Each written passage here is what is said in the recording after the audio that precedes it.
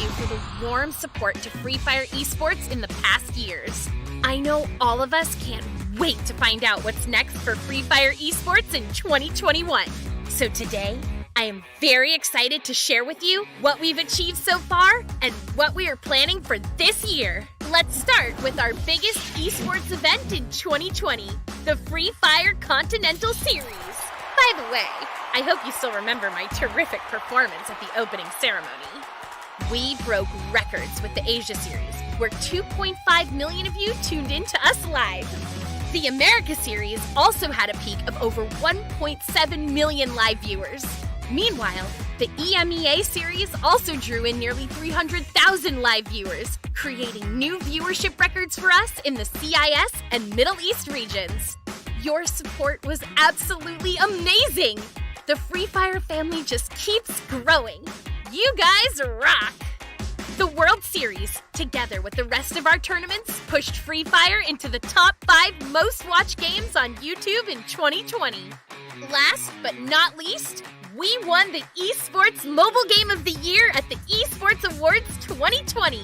We are humbled by your passion and love for Free Fire Esports. This award is yours as much as it is ours. Hayato, it's your turn to talk about the World Series. Sure. We have continuously expanded our esports outreach throughout the world, and the number of participating regions have grown massively. We started with 9 regions at our very first international tournament, the Free Fire World Cup. Over the past 2 years, our esports community has grown to include India, Russia, the Middle East, and the Pakistan regions. Our plans to grow further do not stop here. And in 2021, we'll be adding Bangladesh, Cambodia, and Philippines as competitive regions. Yay! Next, we're proud to present the brand new logo and format for the Free Fire World Series, our largest and most iconic tournament of the year. This year will be bigger than ever before. There will be 2 World Series in 2021. The first World Series will be taking place in Asia during April, while the second World Series will be hosted in November. In addition to these, there will be another international tournament around July. So stay tuned for the rest of the year. In 2021, we will continue to work hard and provide more engaging esports events and content. We are excited to see Free Fire Esports grow bigger this year, and we know we can do it with you as our loyal fans. That's all for now, and we will meet again very soon in April for the World Series. See you soon! Hi survivors, subscribe and press the bell icon for more awesome content. See you in the next video!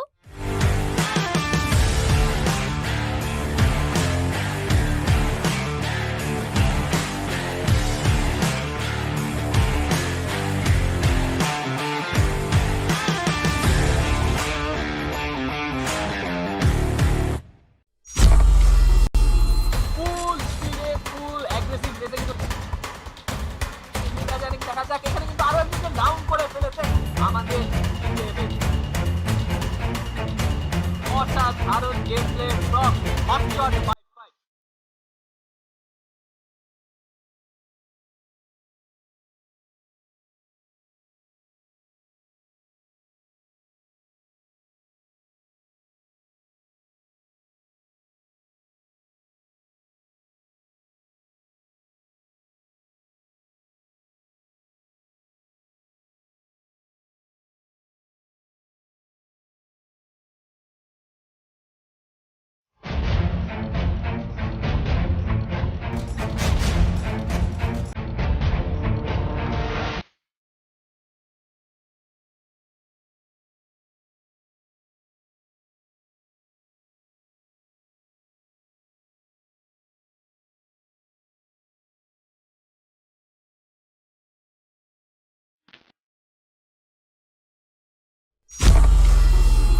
তাই আমাদের SK দা কাই কিন্তু অসাধারণ সুমন ভাই এখানে third party total gaming কিন্তু ওপি লেভেলে third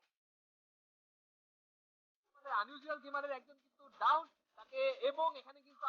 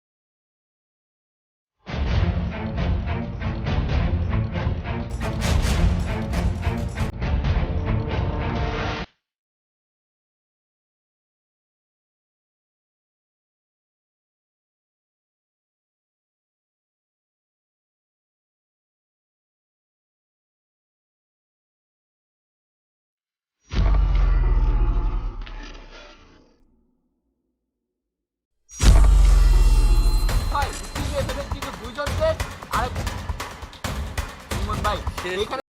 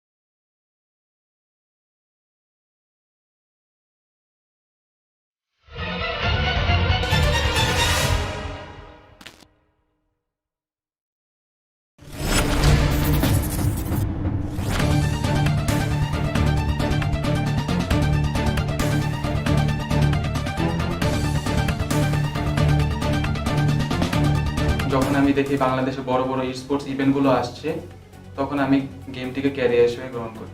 যখন বাংলাদেশে টুর্নামেন্ট হইতেছিল, টপ 18-তে ঢুকছি, তখন মনে করছি গেমটাকে ক্যারিয়ার হিসেবে নেওয়া যায়। যখন আমি রেগুলার টুর্নামেন্ট খেলা স্টার্ট করি, তারপর থেকে ভালো কিছু ফলাফল আসার পরে আমি শখ থেকে তখন গেমটিকে ক্যারিয়ার হিসেবে নিয়েছিলাম। বিভিন্ন লোকাল টুর্নামেন্ট এবং টুর্নামেন্ট জেতা শুরু করি এবং বিভিন্ন ইন্ডিয়ান টুর্নামেন্ট জেতা শুরু করি, প্লাস যখন স্পোর্টস ইউটিউবারদের ফলো করা শুরু করি, তখনই আমি ভাবি যে আসলে এই গেমকে স্পোর্টস ক্যারিয়ার হিসেবে নেওয়া সম্ভব। মূলত গেম শখের বসেই খেলা এবং সেই শখের কারণেই বিভিন্ন টুর্নামেন্টে আমি অংশগ্রহণ করি এবং সেখানে আমার পারফরমেন্স ধীরে ধীরে ভালো হতে থাকে, যার ফলে আমি সিদ্ধান্ত নিই আমি আমার গেমিংকে নিজের কেরিয়ার হিসেবে বেছে নেব।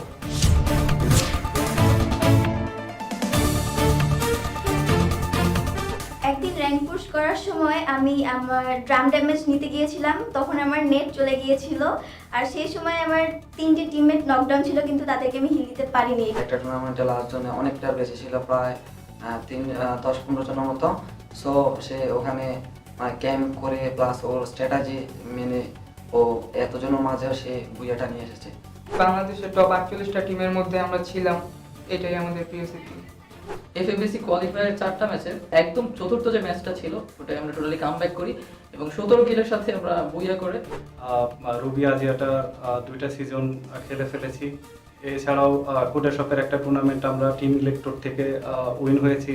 কোটাশপের সেকেন্ড রানার আপ হওয়া এবং এফএফবিসিতে টপ 18-এ কোয়ালিফাই করা।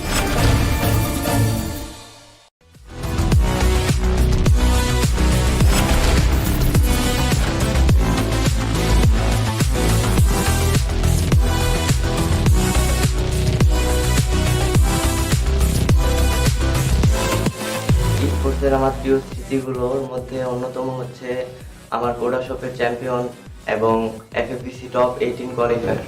আর স্পোর্টস ক্যারিয়ার বলতে গেলে প্রিয় স্মৃতির মধ্যে পরে লোকাল টুর্নামেন্ট জিতেছিলাম, একসাথে এক সপ্তাহে টানা তিন দিনে 3টা টুর্নামেন্ট জিতছিলাম। ছোট বড় অনেক স্মৃতি রয়েছে, তার মধ্যে একটি হচ্ছে মামা গেমের ফাইনালে চ্যাম্পিয়ন হওয়া এবং এফএফবিসি টুর্নামেন্টে টপ 18-এ জায়গা করে নেওয়া। এফএফবিসি টুর্নামেন্টে আমার স্কোয়াড থার্ড হয়, এটাই আমার স্মৃতি। যখন আমরা কোটাশপ গ্লোবাল সিরিজ চ্যাম্পিয়ন হই এবং এফএফবিসি টপ 18 টিমে কোয়ালিফাই করি। আমি একটা পেড ট্যুরে যাই, সেটি ফাইনাল ম্যাচ ছিল। তখন আমরা 4 জন টিমমেটে অ্যালাইভ ছিল। সেখানে আমি একটা টাওয়ারে ক্যাম্প করার জন্য উঠতেছিলাম, কিন্তু সেই টাওয়ারে আমার একজন টিমমেট ড্রপ ফেলেছিল। আমি যখন ওই টাওয়ারে উঠতে যাই, তখন ওই ড্রপটি পরে আমি এলিমিনেট হয়ে যাই। আমার প্রিয় স্মৃতি বলতে গেলে আমি ওয়ান ম্যানের হয়ে ফার্স্ট টুর্নামেন্টে আমরা চ্যাম্পিয়ন হয়েছিলাম।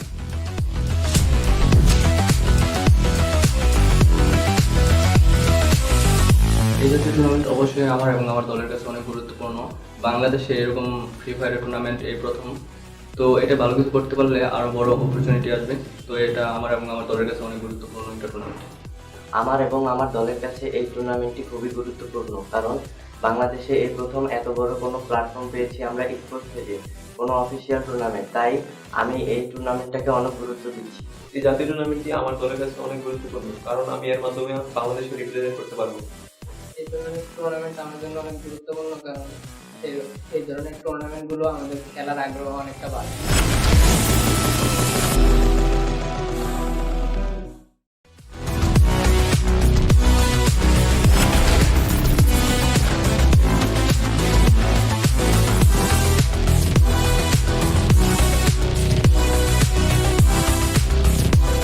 ফাইটের মধ্যে যদি কারোর থেকে কখনো ওয়াইপড আউট হই এবং কেন মার খেলাম এবং কেন ওরা আমাদের মেরে দিয়ে গেল, এই জন্য আমরা খুব রেগে যাই। তো ওখান থেকে আমরা ঝগড়া করি, কিন্তু আমাদের ইমপ্রুভমেন্টের জন্য। আমাদের টিমে আমার বিউ সাব্বির, যে উনি নো ম্যাটার যে টুর্নামেন্টটা কেমন, উনি সবসময় সব গেমে সেমভাবে সিরিয়াস থাকে এবং সেইটা থেকে আমি অনেক ইন্সপায়ার্ড হই এবং আমরা সবাই অনেক অনুপ্রাণিত হই।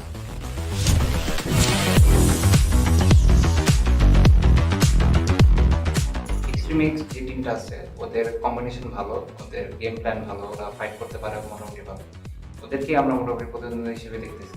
আমার মতে এই টুর্নামেন্টের সবচেয়ে বড় প্রতিদ্বন্দ্বী হলো জব ব্রেকার্স, কারণ তাদের রিসেন্ট টুর্নামেন্ট পারফরমেন্সগুলো অনেক ভালো ছিল।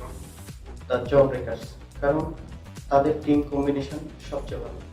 এত বড় টুর্নামেন্ট, এত বড় প্ল্যাটফর্মে কেউ আসলে কম না, বাট কিন্তু আমরা আমাদেরকে সবচেয়ে বড় প্রতিদ্বন্দ্বী হিসেবে ধরি।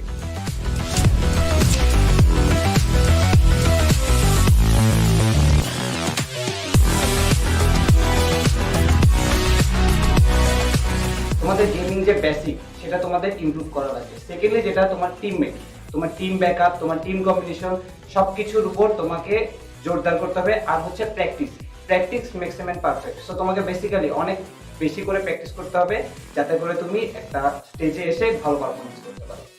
গেমকে যদি প্রফেশন হিসেবে নিতে চাও তাহলে গেমের প্রতি ডেডিকেশন, প্র্যাকটিস অনেক বাড়িয়ে দাও, পাশাপাশি পড়ালেখাটাও চালিয়ে যাও ভালো মতো। শুধু গেম খেললে হয়তো বা নিজের ক্যারিয়ার করার থেকে নষ্টটাও বেশি হবে।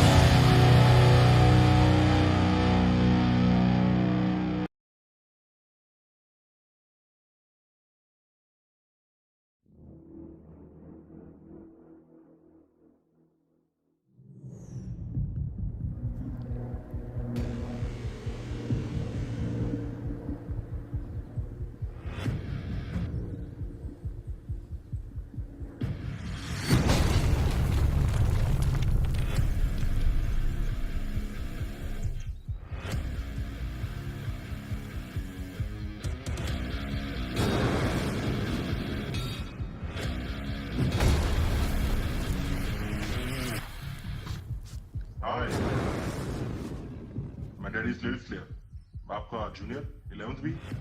आपने गोल्डन वॉक भेजा था क्या? हाँ, और क्या ऑनलाइन था ही नहीं। So I guess we are the dynamic Duo.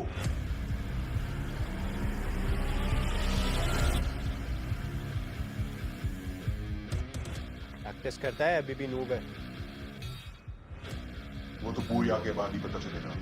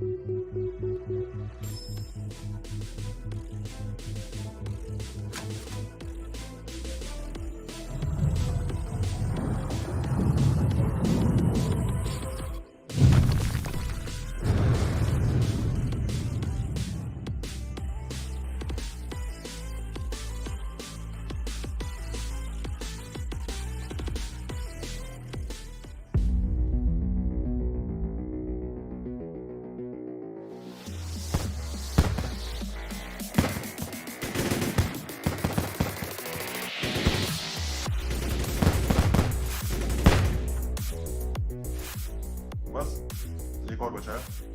Let's not underestimate. वैसे मेरे भी 5 किल्स हैं और तेरे भी 5। क्या मैंने ठीक खेला? ये तो बुया के बाद ही पता चलेगा।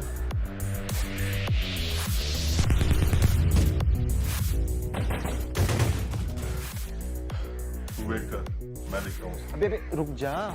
मेहनत से ही शीरू का कैरेक्टर जीता है, इसका फुल यूज तो कर लेना।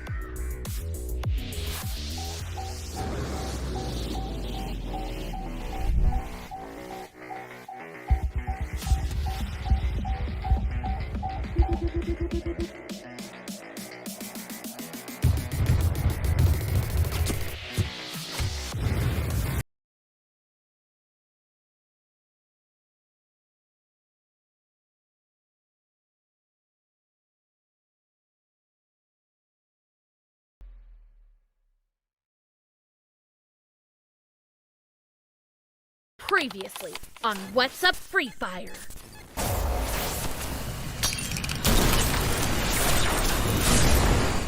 Huh? What is this place?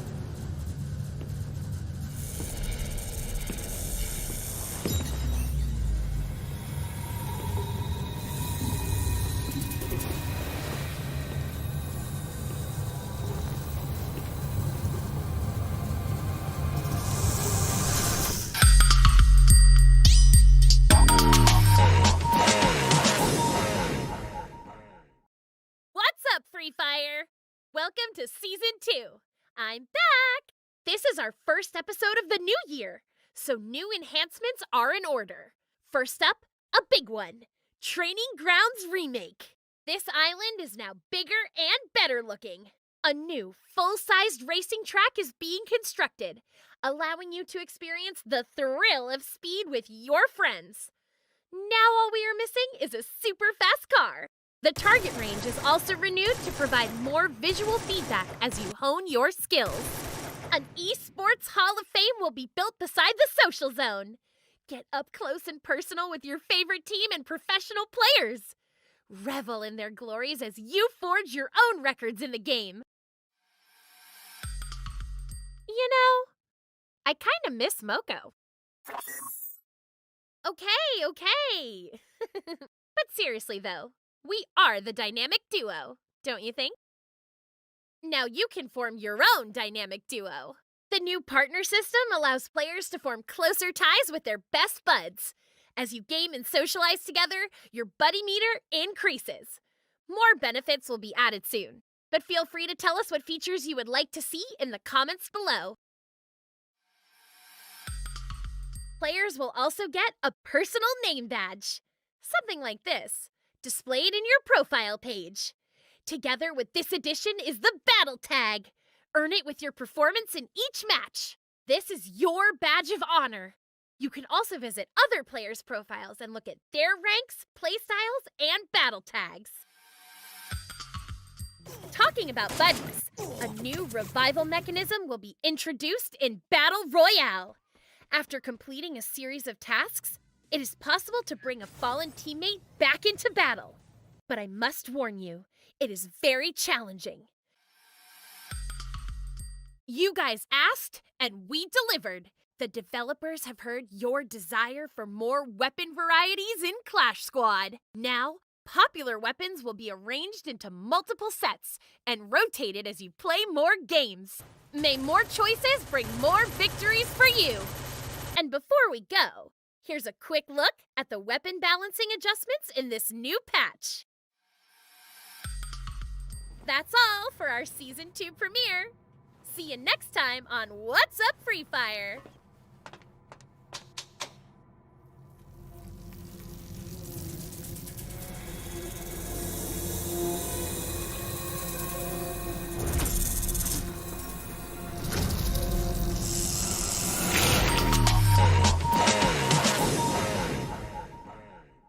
Hi, survivors! It's me again, Kelly!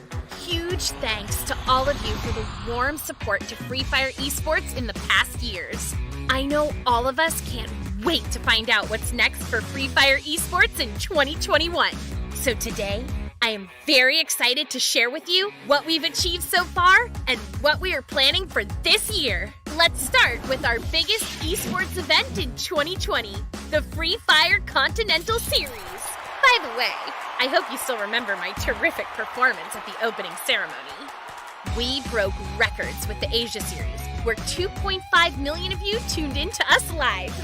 The America Series also had a peak of over 1.7 million live viewers. Meanwhile, the EMEA Series also drew in nearly 300,000 live viewers, creating new viewership records for us in the CIS and Middle East regions. Your support was absolutely amazing! The Free Fire family just keeps growing. You guys rock! The World Series, together with the rest of our tournaments, pushed Free Fire into the top 5 most watched games on YouTube in 2020. Last but not least, we won the Esports Mobile Game of the Year at the Esports Awards 2020. We are humbled by your passion and love for Free Fire Esports. This award is yours as much as it is ours. Hayato, it's your turn to talk about the World Series. Sure. We have continuously expanded our esports outreach throughout the world, and the number of participating regions have grown massively. We started with 9 regions at our very first international tournament, the Free Fire World Cup. Over the past 2 years, our esports community has grown to include India, Russia, the Middle East, and the Pakistan regions. Our plans to grow further do not stop here. And in 2021, we'll be adding Bangladesh, Cambodia, and Philippines as competitive regions. Yay! Next, we're proud to present the brand new logo and format for the Free Fire World Series, our largest and most iconic tournament of the year. This year will be bigger than ever before.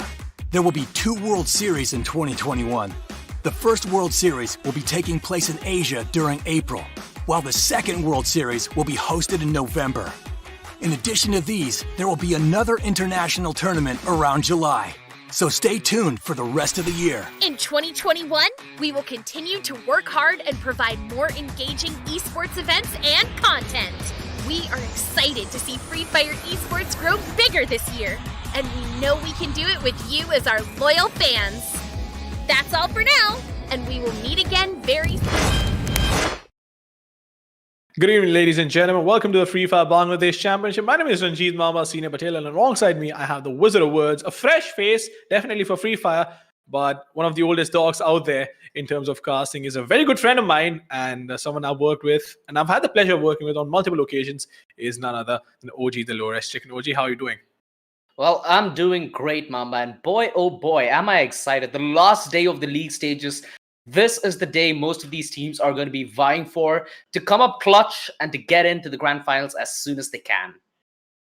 Yep, and it's going to be exciting because yesterday, the way the matches played out, the first half was kind of quiet for a lot of teams that we expected to play better. But the second half of the day was really exciting because we saw a lot of fights, especially Purgatory, because I think that was done in the 5th circle, and that has to be the fastest game in the entire tournament, done within I think it was 15 minutes, if I'm not mistaken.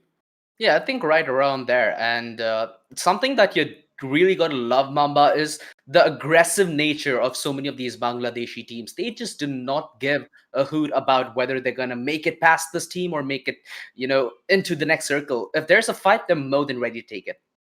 If there's a fight, they're more than ready to take it. That is true. And well, we're going to talk about the teams as well playing today, and we'll talk about the point distribution system because OG, the league point conversion is something that has been grabbing all the attention. But of course, talking about the teams playing today, we have B26 Mystiques, We have Eclipse, Riot, Team LMC, Raid, Swag. And, if I had to choose a couple of teams that stand out for me, of course, one would be B26. Riot, Rage plays really well as well. And if I had, Asian, how can you forget Asian? Then yesterday, Jawbreakers actually got 3 booyahs. So I think that is definitely going to be one of the teams that, our audience is going to pay a lot of attention to.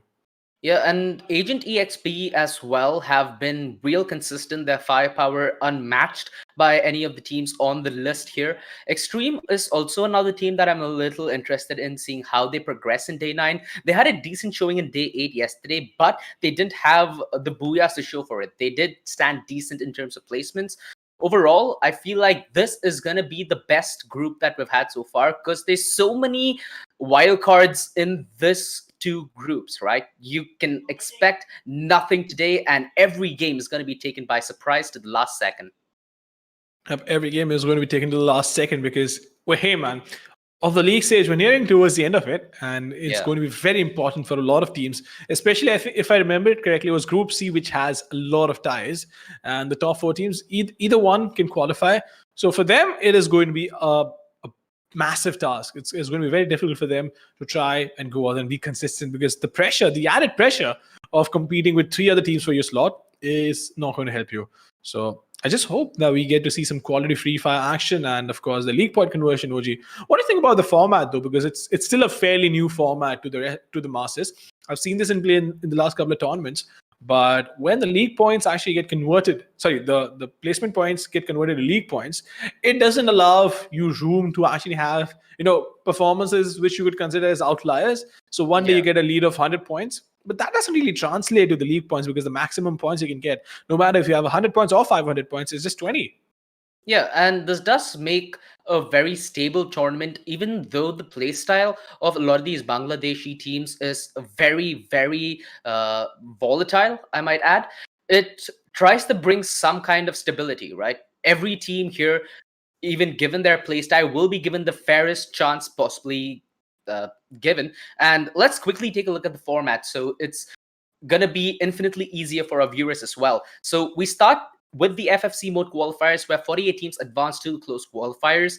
Now we head through the league stage where 18 teams move on from the close qualifiers, where we've seen 8 gruesome days of action. After the dust settles, the top 2 teams from each group proceed to the grand finals directly, and the bottom 12 head into the grand finals play-ins, where now they stand a chance. And the one part about this I really like, Mamba, is they can be so many storylines for revenge. They can be so many storylines for redemption. It just does not stop. Yep, it just does not stop, and it's a grueling format for sure. It churns out the best of the best players, and it guarantees that somebody with a stroke of luck does not qualify for the tournament, because even the FFC mode is an open qualifier, top 48 teams, then the top 18 teams, and then again we take top 6 teams, which is a double elimination format. But we're going to move on to the point conversion, the league point conversion, something that I have been raving about, and I'm quickly going to run you guys through how it actually works. So at any given day, we have 2 different groups playing. On this day, for example, if you're talking about Group A and Group B, well, you only get compared to your own respective group. It doesn't matter if you get the booyah or not. So if you take position 3, which is Group B1, team number 1 from Group B, they will still get 20 points when their points are converted to league points, because in their group, they are still on top, even though we have Team A1 and Team A2 right above B1. Yeah, and again, like said, this tries to get as much stability to the tournament. One part of this Bangladesh meta that I really do like is how they get real up close and personal. Let's quickly have a look at the group standings so we know whose tail might be at stake here. Group C is going to be neck to neck, barely any margin between the top 4. TM Swag, Team Riot, Team Rage, and B26 Mystics. Something that I'd like to add to Group C is all the teams here are real entertainers of early game fights, if I'm not mistaken, especially B26 Mystics, who really like to get in the mud and get into the action. Group B, on the other hand, Agent EXP, they have real solid players, real proficient with the sniper rifles, and I guess we all saw what happened yesterday, Mamba. I don't think Jawbreakers need any introduction. Jawbreakers definitely do not need any introduction. 3 booyahs in 6 games is a Bam. 50% conversion ratio, and that's insane to say the least, because 50% of the matches you play and you get a booyah. That goes on to say a lot about Jawbreakers. And well, if you talk about the point system, I did mention the top 4 teams in Group C. We have B26, Rage, Rad, and Swag within what 4 points of each other, and we still don't have clarity in terms of who is going to qualify in Group C. But talking Yeah. about Group B, I think we fairly have an idea. Because hey man, look, no matter what happens, Jawbreakers are going to find some points for themselves, and even if one man does manage to get 20 points, I think we have a fair idea about who's going to qualify: Asian EXP and Jawbreakers.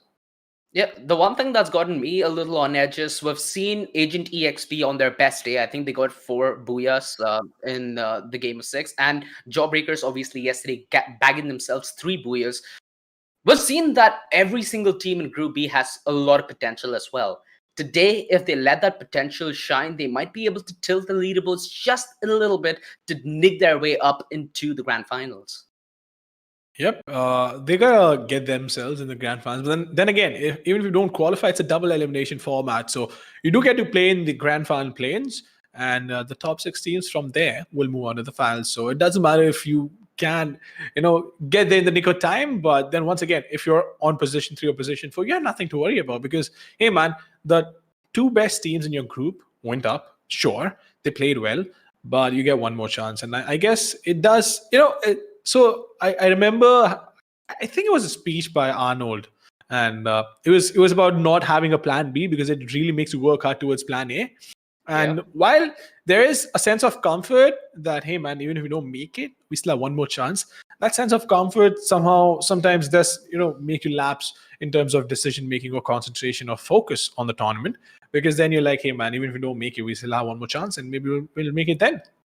Yeah, you'd like to always have that comfort zone, but you do not want to get completely comfortable, right? You need to always make sure that you're on your heels to make the best decision at the best possible time. And a team that I feel has made really good decisions throughout the tournament has been Agent EXP, where, if I'm not wrong, Zison, their main sniper, has been so good so far. He's been mechanically flawless. His game sense seems real good. His wall bangs, some pretty nutty stuff if you are going in for some highlights yourself. It's one team that I'm rooting for today from Group B. From Group C, I feel like B26 Mystics with their early fights have a lot of control that they impose throughout the game, not only in the late stage. So those are 2 teams that I'm rooting for, Mamba. What do you think? Who's going to be your pick from Group B and Group C individually? Actually not sure. I think there's definitely going to be a curveball today, so trying to pick teams is going to be a bit difficult. But then again, you can go with the the bread and butter of taking picks. But right now we're going to hop into the game, and I'll walk you guys through what my picks would be. So one definitely could be B26. Yeah. Agent is a no-brainer. Jawbreakers, once again, they've been playing so good. But if I had to pick one more team, who would that be? Now that is where there's a lot of confusion if I would pick Riot or Rage, but I guess this time around I will probably go with Riot. Yeah, pretty tough choice if I do say so myself. But yeah, we're in game 1, the start of the final day in the league stage, and boy oh boy, Mamba, we've had an exhilarating tournament so far, but we're just gonna dive into the heat of action.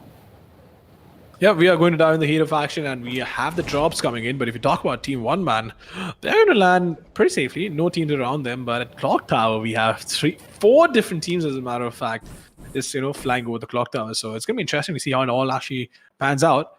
But apart from that, I guess we're going to have a pretty slow start, because a minute in with the drops coming in, no bullets being fired. Usually you see a couple of hot drops. This time, the moment I say that we had no bullets being fired, we do have a fight coming in, and Nonto is going to get knocked out, and it will be finished. So he's going to be off the server. Shifa, along with his teammate, being inside the Chrono Shield, is going to survive just a bit longer. But Gunshot, who wants to take the fight inside the house, he's going to fall back, realizes that it might not be the smartest option available. And Team Xenon does have that advantage in terms of numbers as well, right? You know how hard the numbers disadvantage can hit you, especially in Free Fire, where the trades need to be on point. So perhaps Team Swag do choose to disengage of this. even yesterday, if I'm not mistaken, we had like 2 to 3 games where the early fight and the last circle was towards Clock Tower. And this does build up for quite a show. But for teams like Swag, for teams like Xenon, they need to try and strive for as consistent of results as they can today. The early fight does not go in the favor of Team Swag, but they still have 3 men up and the fight's broken out. They have a chance to reset and potentially try carrying this 3-man roster ahead to victory. Yep, the 3-man roster going and getting that victory is going to be quite a storyline, to be honest. Because hey, man, when you have a man deficit and you got to go out there and actually get the booyah, it's not easy. It's never easy for sure. But then again, that goes on through the kind of character and the skill that your team possesses. Because if you can go out and fight against all the odds to go and get the booyah, get a good start, I think that's the best display of a team's character. Yeah, in fact, we saw a similar display from Team Extreme X yesterday, if I'm not mistaken, in game 2, where they managed to clutch it out in the end with having, I think, a man deficit. So we've certainly seen a lot of turnarounds, Mamba, and I think that is the most exciting part about this tournament, right? Every player having the ability to quickly reverse a situation and everything going to hang on the balance of a haywire. This is not the start that Team Rage expected to this fight. 2 players down already. The revives come in, but the health is still pretty low. And the battle is gonna be drawn out with Skyshoot being downed without any backup whatsoever. Team LMC, they're trying to re-engage here, but the shotgun's up close and personal. You know how much of a punch these bad boys pack. Sabir gonna jump the back lines while the distraction's being bought. They make perfect use of it. There comes the cavalry, and there goes Team LMC down in a body bag. It's all gonna be left in the 1 man, but Sparkin can't do much. Beautiful team fight taken by Team Rage, where they have not lost a single man. They couldn't have asked for a better start. Yep, they could have definitely not asked for a better start because, hey, man, once you go out there, get a pick for yourself. It's rolling momentum from that point on. And I guess I should have probably picked Rage and not Riot because, hey, man, it definitely looks like they might be in for a ride and they are on a roll. So good start for them. Sabir, especially with 2 frags for himself, is doing very well. And I like this new meta with the dispenser coming in. You can get things that you can literally just buy things and don't have to work hard for them. What do you think about that? Yeah, I mean, that certainly helps you to mobilize fast and get your weaponry up, which enables you to take these early fights, right? Especially in a meta like this, I feel like vending machines is the most clutch object you can find in the map. And hey, if it's gonna be more blood, more glory in the early segment of the game, count me in for it, buddy. Yep. Count me in. And Oji, the way this entire tournament's progressed, you've been following it really closely. Sure, we've had you on board since a while, but the audience doesn't know that you've actually been working as a director as well on the same project. So how does it feel just, at some point being behind the scenes and making sure that everything's running smoothly and then, suddenly you're in front of the camera? I mean, it's certainly real good trying out all the different shoes, but something that I do feel like is important to be brought up here is how contrasting Bangladesh edition of Free Fire is compared to the rest of, I'd say, India, right? It's something that I personally love to watch. Any battle royale, as long as it has a lot of fighting, that's the most entertaining aspect of it. And it's been the most entertaining aspect of FFBC, where there is simply no time where any of these teams can count themselves as safe or even, comforted. Everybody is always dropping a sweat. There's always action left, right, center. And boy, oh boy, Mamba, when we get into the play-ins, I feel like that's where the pot starts to brew real good. Yeah, that is when the pot starts to brew real good. But getting back to this mashup, well, we've had a couple of players being knocked out and an entire team actually being eliminated from the server. It's quite clean. 11 teams, 40 players. So just 4 people short, more or less. We have all the teams actually having all 4 of the players alive. If you talk about Ambush Esports, this has been one of those teams which definitely plays well when the momentum is in their favor, but when the odds are stacked against them, they tend to struggle a bit, OG. Yeah, and that's where you really get to test some of these players, right? Everybody can perform real well when they're feeling it, but the test of the best is how do you fill those shoes when it's not feeling that great? How do you try and get as comfortable in something that might be a little higher than your size? The only answer to that is going to be experience, which a lot of these teams are going to be so happy for, that we have such a nice long format for the Free Fire Bangladesh Championships. This way, everybody gets to know that when somebody takes the crown, they have earned it with all their heart and sweat. Yep, they've definitely earned it with all their heart and sweat. Blood, sweat, tears is what we usually say. And it definitely looks like it is the case because the way these players have played, right? You talk about individual skill, mechanical skills. Zisa definitely stands out. A really good sniper. But it's not just him. We have so many players from all the other teams which are playing the tournament. The way they've played goes on to show years and years of practice. And it definitely requires a lot of perseverance. But then again, we have a fight going on. Maroof is going to be taking a couple of shots. He does have the SKS. He needs to fall back to heal himself. But the problem is he does not have any medkits. But Ramjan is going to push in or he's going to wait it out. That is the question. Maroof, on the other hand, though, just waiting it out. He wants to take all the shots that he can, but I don't think it's going to work out in his favor. Mehdi has been knocked out, and ECL are definitely struggling in this fight. Yeah, for sure. Eclipse are not having the best time. And we've seen this from Jawbreakers yesterday, right? So consistent with the way they're approaching this fight. If I'm not mistaken, Jawbreakers were trying to gatekeep this position while the rotations came in from Eclipse. Now, Eclipse are stuck between a rock and a hard place. And boy, does that hurt. The double vectors up close to shred you to pieces. Tom does find the return with the shotgun, and there's so much that can be done with this gun when it's going to be used in close proximity. Sadly, he cannot convert on any more, but it's still going to be Jawbreakers consistently getting their early fights in the bag and setting up beautifully for the late circles. Setting it up beautifully for the late circles, but then talk about Agents. They've had a very slow start, and this is not a team which actually tries to get slow starts, because yesterday, when they struggled in the first two games, from the third game itself, they actually started playing so aggressively that it was a shock and a surprise to all of us. You know, be the casters, the audience, and they actually finished second with 15 or 16 kills in one of the games yesterday. So it's surprising to see them with 0 kills so far into the game. We're literally halfway through the matchup, and they only have a grand total of 0 kills. And that certainly is surprising. Agents, again, one of the teams where they are real filled with firepower. Perhaps it's just the start, right? They feel more comfortable giving themselves a little bit of buffer space, giving that one game where they all feel themselves, the chemistry looking good, the day looking fine. After that, it's going to be win-win-win no matter what. At least with Team Agents, they've had that consistent portfolio, hence they're all the way in the top of the group. Well, that is true, but then again, I really want to see Ambush and Agents fight out, play aggressive, because these two teams are two of the best mechanical teams out there, and the kind of firepower they have, it's going to be a lot of fun, because it's going to be a battle of the Titans, but then B26 is no less either. They're just chilling out there, and like, hey man, we're going to hop in when we get a chance, probably try and third party a little, but we are definitely not going to initiate the fight unless, of course, they're going to prove me wrong and make me eat my words.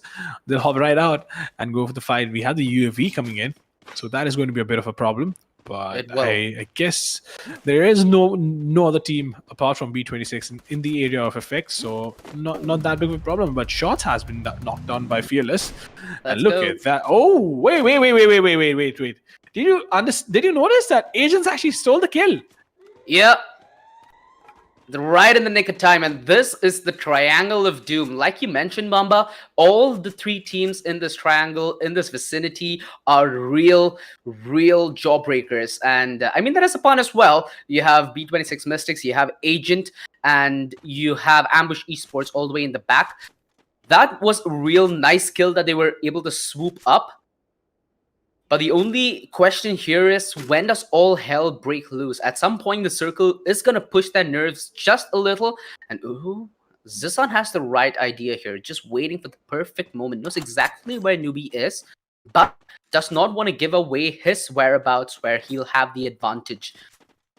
Mula gonna find the rotation.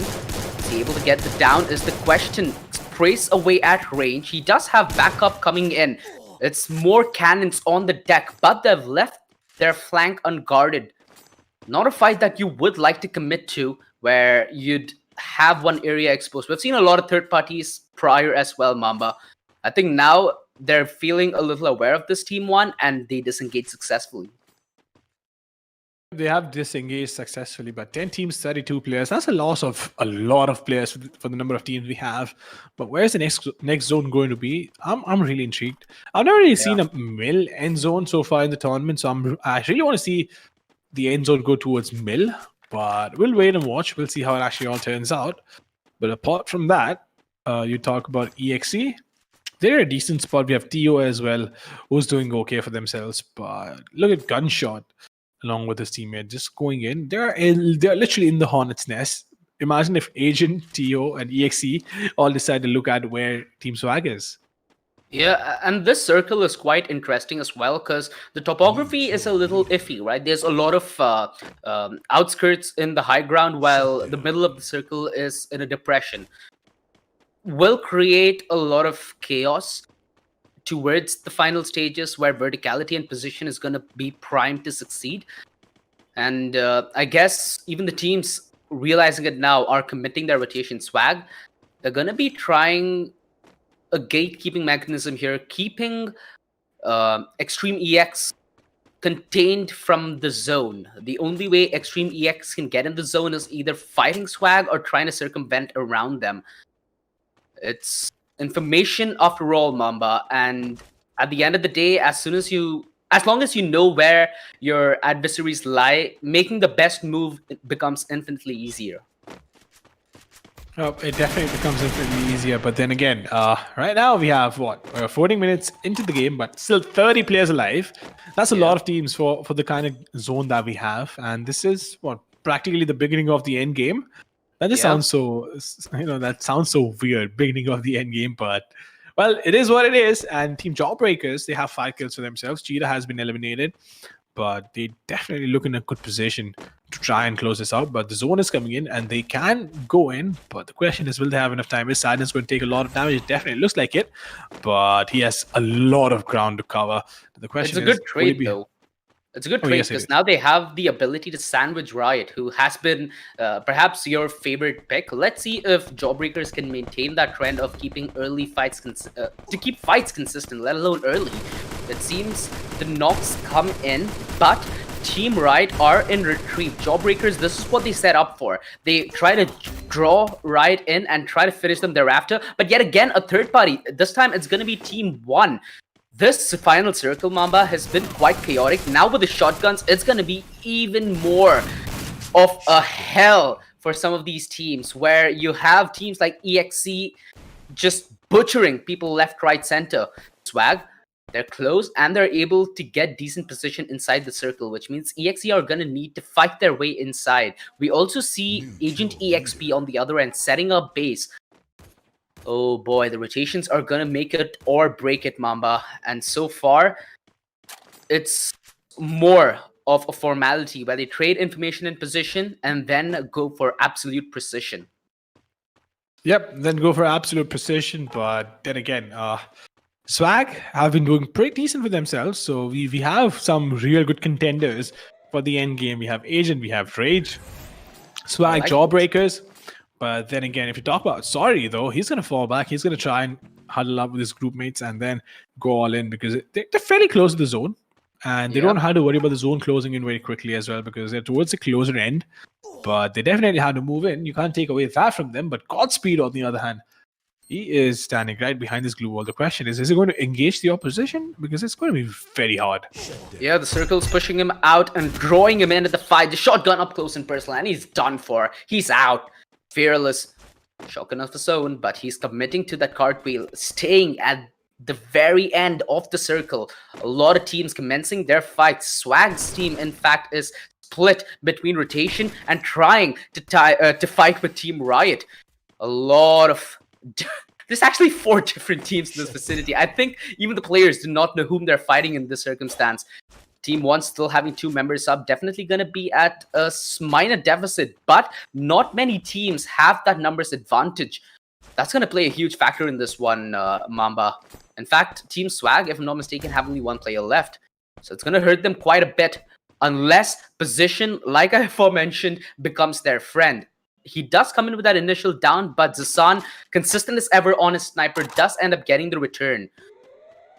I love this, Mamba. This circle, it favors Agent EXP to the max. Now they can let all hell loose and pray that the rotations come their way. Well, prayers don't really work out in a match like this, do they? Because hey man, all these teams are really, really good, but this time around we're seeing a different side of Agents playing fairly passively, but Zico has been eliminated, Molla being knocked down, and that was unfortunate. But Ambush Esports falling at number 5. Agents, 3 kills for themselves, still surviving, still strong with all the players alive, and they have so much utility. Third in blue was on to Ornob, and Ornob with the SVD is going to find a frag for himself. 3 teams, 8 players, and the last circle. OG, what do you think is going to happen? Well, the nade launchers certainly are going to come out, but Ornob still finds that kill with the sniper nonetheless. Now, I feel like this is going to be shotgun and SMG paradise. The close range fights. It's going to be a solo army from Swag trying to defend their position, but again, they're a little too exposed on the high ground. This is the advantage that Agent EXP were vying for. They're over the top. They're ready to get in on the Booyah. The 2 versus 4 Mamba. If the odds weren't stacked against them already, this adds to the pressure. Sabir close range with the Vector, but it's Zasan from range who finds the knock, and Zasan, that is gonna be more than enough from you, young man. Agent EXP. The consistency just does not stop. Yep, the consistency does not stop, and this is a team that is capable of going out there, just butchering teams that come in their way, and having a lot of finesse, like they showed us this time around. Because they only had 3 kills until the last zone, and then they just went all guns blazing and went out to get the Booyah. So they know how to play the game, and both ends of the game, they know how to play aggressive, they know how to play smart. And they definitely look like the most deadly team in the competition, because the versatile and versatility is one of the most important elements when you play a Battle Royale game. But let's hop into the replays and figure out what actually went down and break it down for our audience. Oji, why don't you walk us through this? Yeah, this was one of the earlier fights in the game. LMC did not have much of an advantage. Their opening fight did end up with a loss, and being a man down in the circumstance definitely does hurt. Beautiful bait and switch action, allowing the shotguns to get close range, and bam, the first engagement does end up going the way of Team Rage, who did place real well in this game as well, so definitely does help in terms of catching up in the leaderboards. This, though, was one of the more clinical fights coming in from Jawbreakers, where they did lose 1 man, but they're able to completely dismantle Eclipse. In fact, one of Jawbreakers' most trademark plays is to consistently get these team fights and not lose a man. That might have been a one-off scenario, but it ultimately led to Jawbreakers dropping out early. Agents, this was a unique display from them today, right? We're used to seeing a real aggressive band of agents who are more than ready to take things guns blazing, but today they opted for a little more conservative approach, which does reward them not only with a good bit of kill points, but a Booyah to go along with. I could not think that they had to ask for a better start. Well, they could definitely not ask for a better start, because they had the kills, sure, but they also got the Booyah, and they make sure that the balance between the two is struck very well. But Agent, in the meantime, just look at that. When Sabir fell, we had the trades coming in, and Zizan is such a pivotal player for the team, because his sniper is not just good at long range, but this man knows how to use it as a shotgun as well. Right in your face, and I can't imagine, let alone close range, I can't even hit long range shots with the sniper. So, yeah. It goes on to say a lot about this boy's skill. Yeah, I mean, the man's pretty accurate. Where me and you would be using woodpeckers, he's more than happy to take the reliability of the one-shot, one-kill. And hey, that's why he's one of the best, right? Alongside him wielding that sniper to perfection, his team with a lot of versatility in their arsenal. I feel like team agents are one of the best teams to look out for. When you see some vector action, they know how to really kick up the pace a notch and are more than ready to just commit to a fight with a moment's asking, right? That's something that Team Agent EXP have going for them. But we all know how this Bangladeshi derby has been. It's a wild card with so many of these teams having a lot of curveballs. I am so excited, Mamba. How will map 2 pan out? It's gonna be on a knife's edge for almost all of these teams, and bam, with Agent EXP bagging the first booyah, who do you feel you can put your money on? Who do you think has this one in the bag, Mamba? Asians, once again. Once again, you think they're going to be back-to-back booyah winners? I do feel so, but then again, it's Purgatory, and Purgatory, the logic does not prevail, and that's a massive problem because, hey, man, it changes the leaderboard so quickly that you can't even fathom. Because imagine a team which actually got knocked out position 10 to 12th in the last match, but this time around they can walk away with the booyah, and we've seen it happen not once, not twice, but multiple times. And for that reason, you never know. But if I had to put my money on a team, I would definitely put it on Agents. Yeah, Team Agents with a good start now with Mamba's wishes as well. Let's see if they're able to convert on this game 2. LMC again, isolated drop this time, not really going in for any hot drops, any early action. A lot of teams divided, Mamba. This gives them a good bit of time to loot and get ready for when the action start. But it doesn't seem like Agents are gonna even budge. They're more than happy if you give them this fight. That is First Blood. Zisan. That is BM right up there. New kill leader. Yep, that is true. But then again, ALC, there's no stopping them. They just know how to play. And this time around, it looks like they've woken up on the wrong side of the bed. They want to go aggressive. And this is the kind of versatility that they have. They can step on the gas and just go full throttle right off the bat. And that's the reason why I love this team. I absolutely adore the team because of the skill level, the kind of mental fortitude they have, and all in all, just the confidence they exude from the gameplay. Their confidence certainly backed up by stiff results, which has given them this good start. Now, we all know how momentum-driven Agents can be, right? In fact, I think we saw it in the second day of the league stage where that 4 booyah record was made. Let's see if Agents can replicate the same magic and the same glare they've had on day 2. On the other hand, though, Xenon, a team that did go out quite early in the game prior, now, with their early fights, have Alamin downed. Is he going to get the rev up in time? I think he just about will. Could have laid the glue wall there for cover, but that's all okay. The roster stands 4-man strong. And with that 1 kill, I guess they have a good opener for this day. Yep, they have a good opener for the day, that is for sure. But then again, 3 minutes in and 4 players being taken out. Well, thanks to Asian and the entire fight that went on. But talking about B26 though, they've been a dark horse for me. They've been a dark horse because some days they just obliterate the competition, and some days, well, they look like pushovers. But looking at the current standings, we have Agent on top, Rage, Swag right behind them with 17 and 13 points respectively. But if you start with the bottom, LMC with 0 points, Eclipse with 1, and Xenon with 2.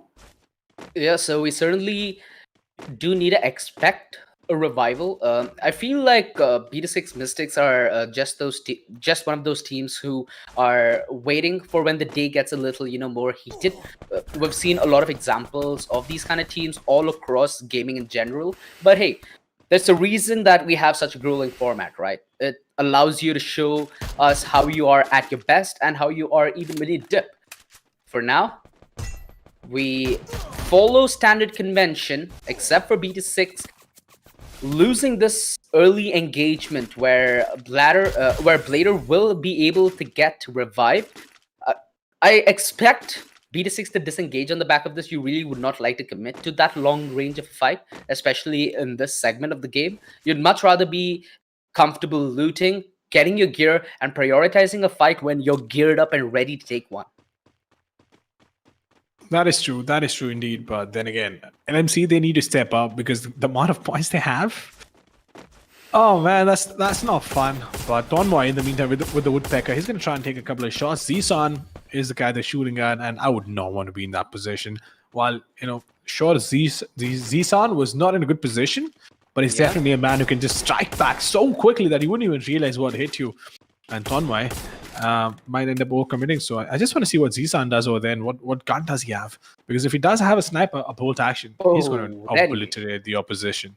Yeah, the bold action's all that this man's need. The only part that scares me here is Eclipse didn't have the best start in game 1, and you really do not want to be going against Agent EXP right at the start of game 2 if you are trying to recoup from the trauma you had prior.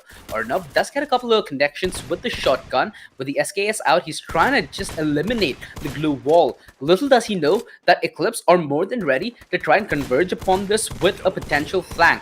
But that's more than just taken care of. Agent EXP showing how experience does pay off, find the rotations in the nick of time, and leave a very, very, very traumatized member of Eclipse to try and potentially lone wolf his way to victory. Yep, and talking about ELC, then again, they've lost out on Sabir, but that was a brave fight, though. There was definitely a brave fight because, see, it's one thing to have confidence, it's one thing to have faith, but then fighting against a team when they're inside cover is never easy. But talking about the player of the match in game 1, it was Agent Ornob, and look at this. Let's see the MVP shotgun. Ooh! 19 HP. Oh, this is why he's the MVP, Mamba. This is why this man's the MVP. Player of the match without a doubt, shining, and off to a flying start here in map 2 as well.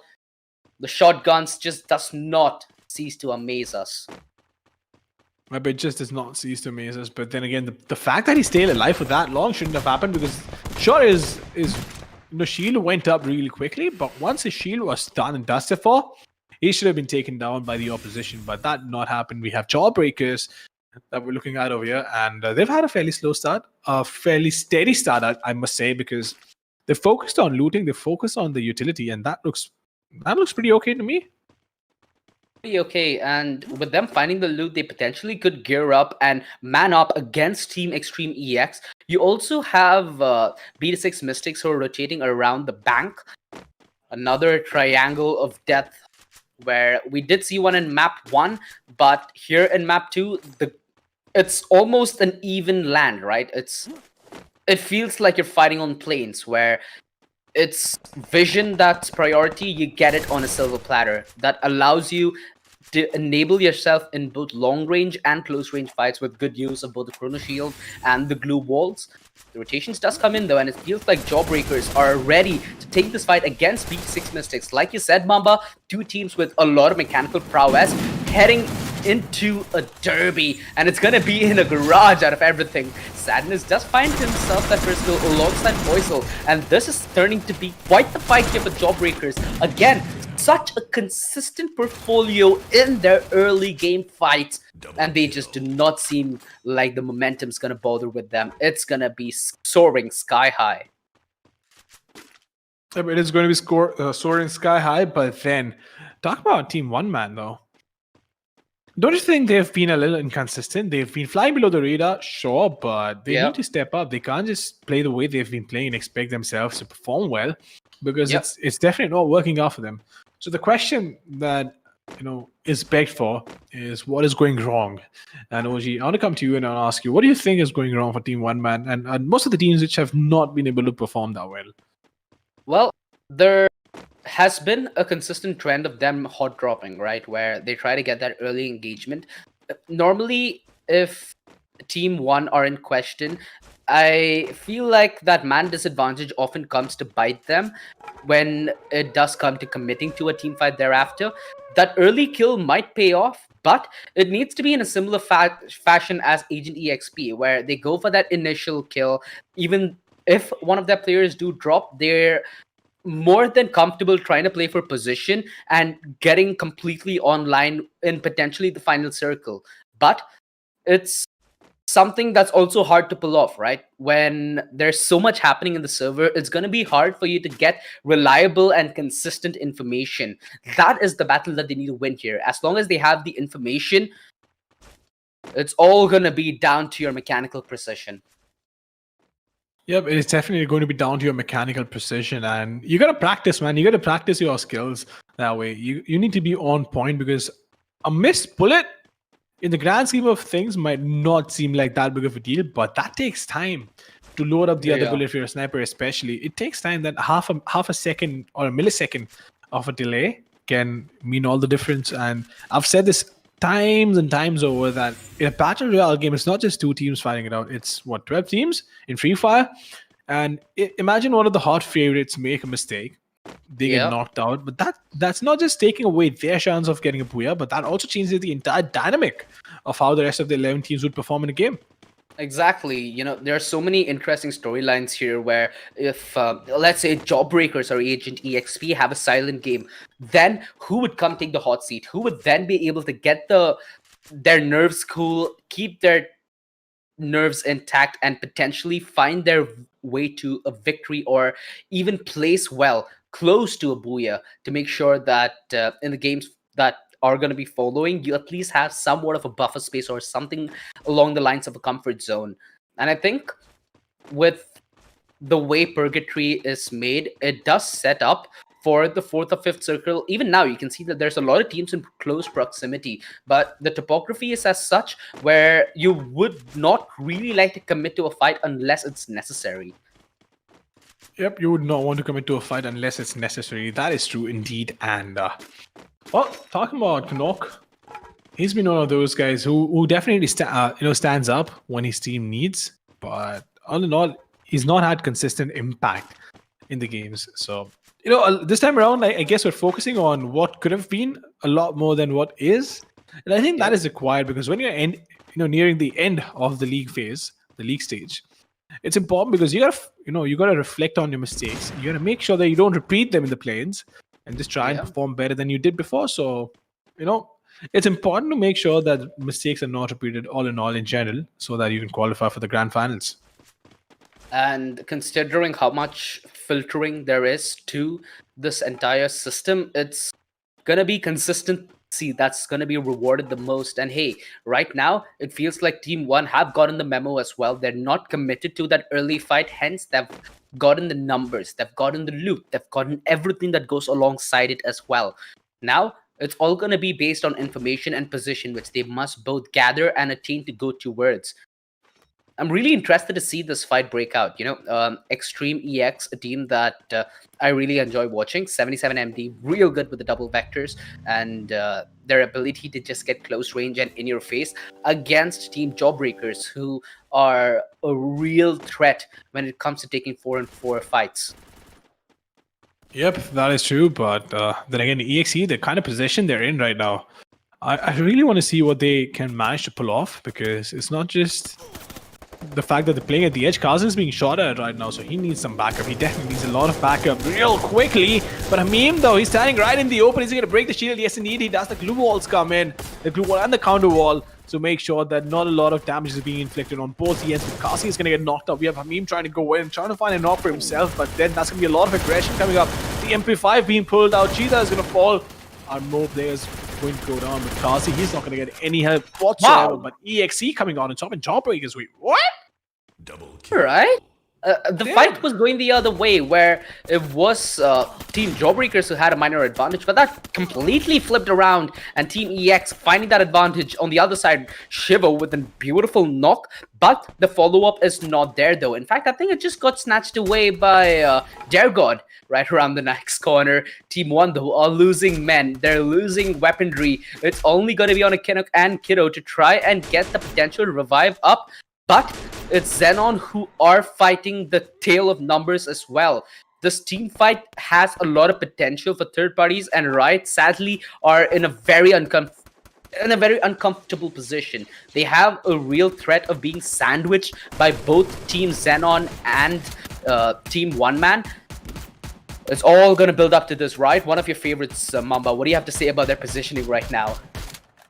Well, the positioning on them is okay because they do have solid cover to work with, and I think that is the most important. They're inside the zone, so that works out in the favor. Now, the question is what they do with it, but Alvi just going out there, a couple of shots with the Woodpecker, that is going to fall the opposition, and that felt like a tree, didn't it? Because, the name is a Woodpecker, and just all adds up, but then again... What is this it was- marathon? Wait, why aren't team... wait, if I'm not mistaken, Swag should see this, right? Team Swag? They do, but the point isn't that. The point is if they start shooting, they will be stuck outside the zone. They need to get in as well. So it's a situation where you got to decide between guaranteeing 2 kills for yourself. Because if they turn around and start shooting at you, you're not just taking the damage from the zone, but also the bullets that are coming your way. Exactly, but this is a rotation that Extreme EX have committed to, knowing that there are going to be teams emerging within, from beyond the circle to within. They might potentially have the chance to gatekeep. They knew that their window was off as soon as they hit it, hence they just pull in on the reverse and get back to their mansion.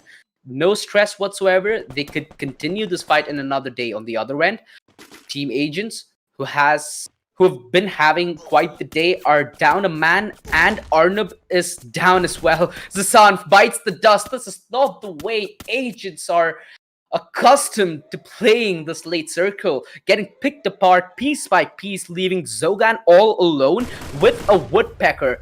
In fact, it's gonna be Maruf who tries to finish the job off. Bam! He gets that kill. This team fight, though, it's gonna make or break them. I love this approach. They're trying to use this card to potentially try and buy bait, while the rest of Team Riot try and commit on the back of this, engaging them in a full frontal assault. This is essentially trying to divide and conquer. They do get the down on. I'm not sure why Afam did not get out of the car. He was just sitting there hoping that it'd stay intact. The zone in this stage does a significant amount of damage. They do get that frag, but Chivos strayed a little too far away, and that might just be his step towards death, as right now, Riot aren't really in a good position to go and get that revive up. EXE, one of the teams who has the numbers to their favor, who are in prime position to try and snatch away this map 2 here. 7-7 MD might end up going down, but he has backup in the nick of time from Zico. This is turning out to be quite a fight, Mamba. Riot struggling to survive while Team Extreme EX take their sweet, sweet time. Yep, they're going to take their sweet, sweet time, and Riot with 5 kills for themselves. It's incredible to see that they've survived this long. They were definitely a pick when the day started off. So hopefully they can get a booyah for themselves. But then again, we have 4 teams, 11 players, and it's not going to be easy for them, but they are in a decent spot. They need to take these fights and not actually shy away from it. So the question is, does he engage Shu? Oh, okay then. Shu is going to get engaged over there, but Alvi, he's outside the zone. He needs to go in. And Shupan is going to fall down, but Alvi, he needs to survive. He's going to go in. And it all comes down to these 3 teams. Alvi, again, just, he does have the parafal, if I'm not mistaken. Oh, no. Will fall down. Maruf is the only guy surviving for the team, and I think he is going to fall sooner or later, but he does manage to get a knock for himself. Is going to guarantee the kill, is the question. Yeah, he does end up trying to commit to the heal battle, but it simply doesn't work out. The glue wall far too fragile. Goin trying to get the revive up to recommit to the fight thereafter, whereas it's Superman trying to lay down some cover fire and by distraction to prevent the push. 2 members of Team Rage downed and knocking on the door for help. It's all left on a 7-7 MD. He needs to come up clutch here. It's essentially a 1 versus 2. If he's able to cut off these rotations and prevent the revive, how is this going to play out? They're out in the open here, but 7-7 MD commits on the back of the blue wall, blocks him, and that's the booyah. Extreme X bag themselves a win here, and this is what you'd love to see, Mamba. 2 groups filled with a lot of wild cards. 2 groups filled with a lot of wild cards, and the manner in which they got the booyah, they had a lot of kills to work with. 8 kills, if I'm not mistaken, so that's 20 points in this matchup. 8 points for kills, 12 points for placement, and all in all, Rage just with a really good performance. And I really feel Riot was definitely the wrong choice for me, but then they played well. They were in the top 5. It's not a bad performance for sure, but then again, it's not a booyah. So congratulations to Rage for getting that booyah, and we'll hop right into the replays and break it down for you guys as to what actually happened. And starting with agents, they had a fairly slow start. But look at those throwing knives, just making use of that so styling. beautifully. Yeah, it's the styling on him. And the shotgun definitely does pack in a punch, reflects, does get that return. And Team Xenon, a team that didn't really do that great in Game 1, having a decent performance here in Game 2. It's definitely a start, but it's not the start they were looking for. They need to end this in a higher note. On the other end, Jawbreakers, this was their opener fight, which they did win out in a real good manner. Sad to see that Jawbreakers were finally dealt with here in Map 2. They had to eventually bow down to Extreme EX, who, in all fairness, are the winners of the game.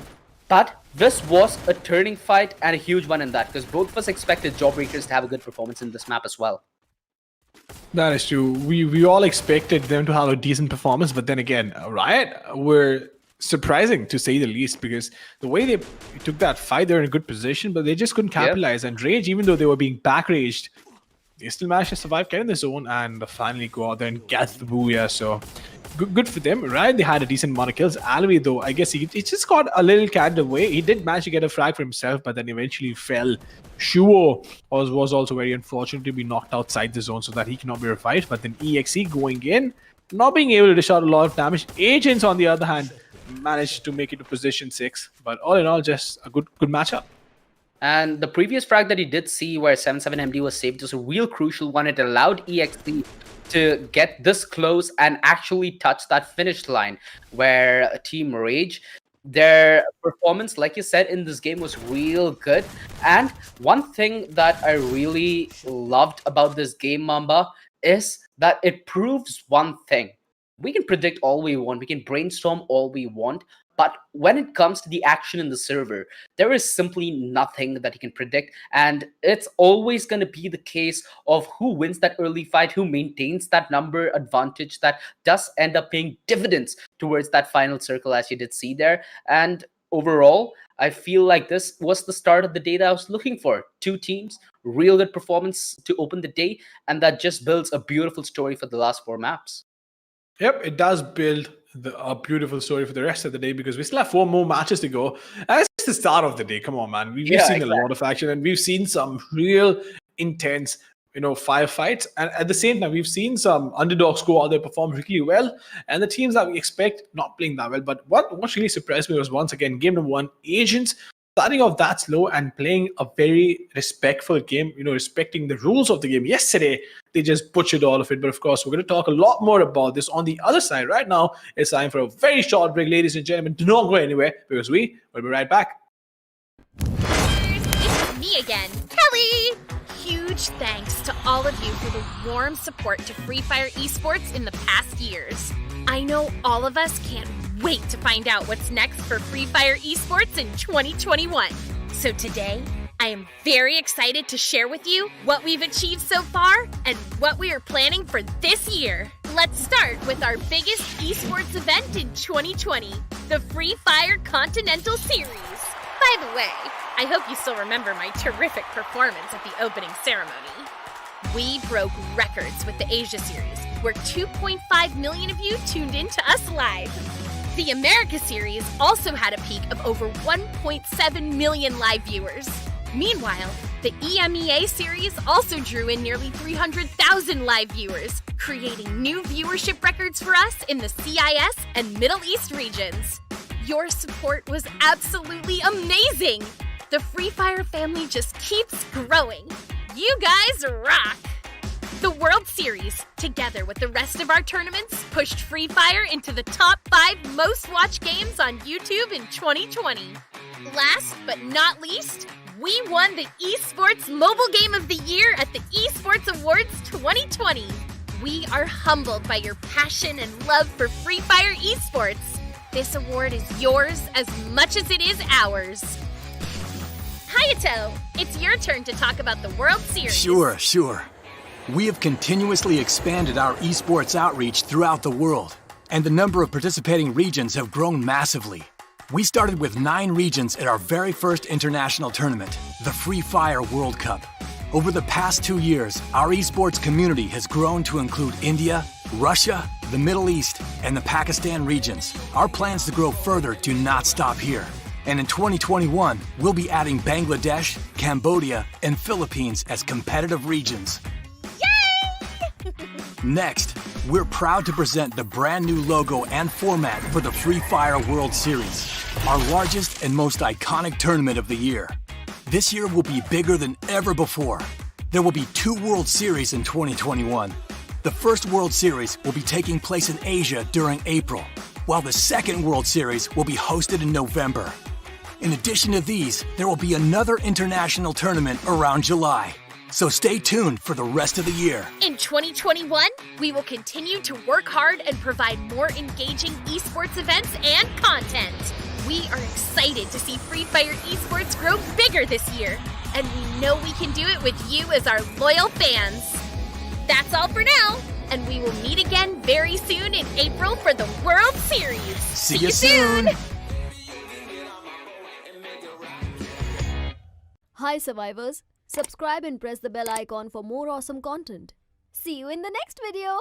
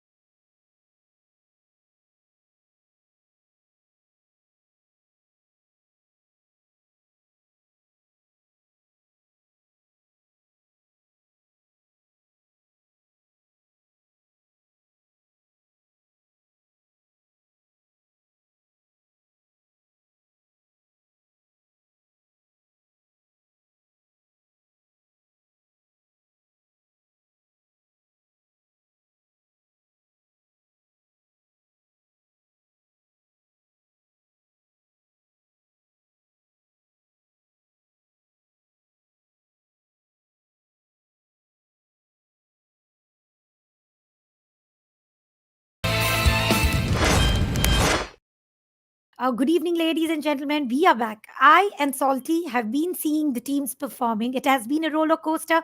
For some teams, it has been a very smooth ride.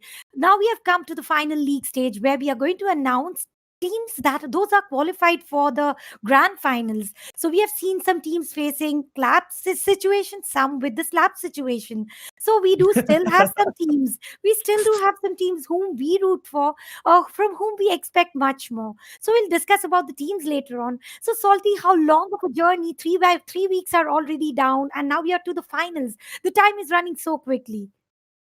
Time is certainly running very quick, Tanya. I mean, I didn't really imagine this long a tournament will be finished in just like a snap, because this entire phenomena just felt like a snap, to be honest. But eventually we are at the business and we have only 2 more days to go after this, the play-ins and the great grand finals, of course. But talking about the main aspect of the league stage, though, we have to talk about which are the teams who are going to qualify for the grand finals directly. We know for a fact that Group A, they have already completed their matches, and Team Electro and Infinity, they're the ones who proceed to the grand final slot directly.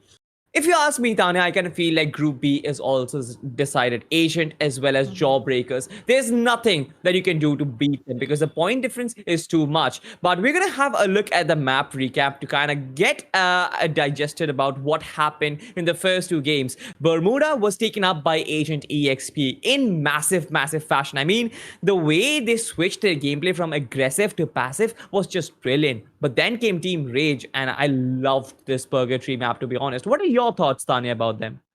Now it is their last day to perform, so no team is getting hesitated to use any strategy that is going to give them booyah with certain decent good kills. So I think today it's do or die situation, now or never situation. So maybe they're going passive, but at that point of time, that is going to benefit them in terms of getting certain points. So yes, each and every team is giving their best.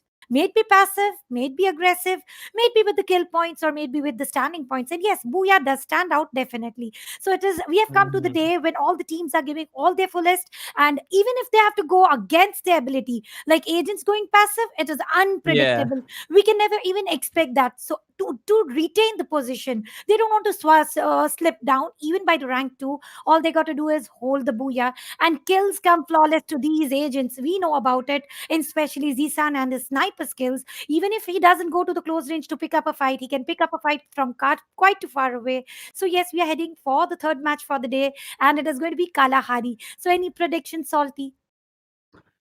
You know what, Tanya? Like, just like people call Purgatory the Wild West, where you can't really predict anything, Kalahari is also kind of the same thing. I guess I'll have to look at the drops and then the zone to actually make any sort of predictions. But if you ask me on the basis of form in itself, I kind of feel like something is coming for Team Riot, because Team Rage, they performed really well, but Team Riot, that is one team we haven't really seen perform. I guess you remember, Tanya, Team Riot on I guess day 3 of week 1, they got 4 boyas in a single day, and it was especially on Bermuda and Kalahari. They got the boyas consecutively on each of the Bermudas and Kalaharis. They played on a single day itself. So I guess when Kalahari comes in now, Team Riot will be feeling the heat for themselves. They have currently dropped in at the maze, and they don't really have a lot to fight for, but we have definitely a fight growing up in confinement though. This is Team Agent, and once again going aggressive. That is their typical game style though. But as I said, prediction is going to be very, very hard, at least for now. Definitely, it is very difficult. How can we expect Agent Sohag getting down and getting eliminated, very near to elimination? But yes, Zisan comes as a savior. Revive could definitely try to give the revive, could not give, and it is Arnav who is down on his knees. Is Agent once again? It is Zisan this time giving knock, but Arnav will be saved definitely. So at this point of time into confinement, they have lost one player, gained 2 kills. Loss is major though, compared to the trade of losing Sohag so early on. Yeah, I mean, it is a typical game style though. I mean, going up and aggressive early on. I guess that is what Team Agent always loves to do, but B26 mistakes. I mean, Tana, you know what? I really wanted to talk about Group C because that is a storyline that has been building up. The points difference is absolutely nothing. I mean, the top team having 75 points to work with, league points though, and the fourth team having 71 points to work with. There is no difference whatsoever, and B26 Mystics is out there at the top. If they get taken down by Team Jawbreakers, this can be a very big deal breaker for them. Absolutely. Cheetah does try to spray down one player. I guess it is Lightout who is trying to move out of this position itself. The truck is not very fast. A lot of shots will be connected. The truck is already on fire. Lightout might get taken down. The time turner comes out right in time, but Lightout, will he survive though? Tanya, I feel so bad looking at this position. I mean, he is desperately trying to survive. He's trying to cling on to his dear life, but the grenades are being cooked up. Sadness though, with the SKS, will completely wipe him out of the server. And I guess 2 kills coming in from Team Jawbreakers. I guess those are from Team B26 Mystics.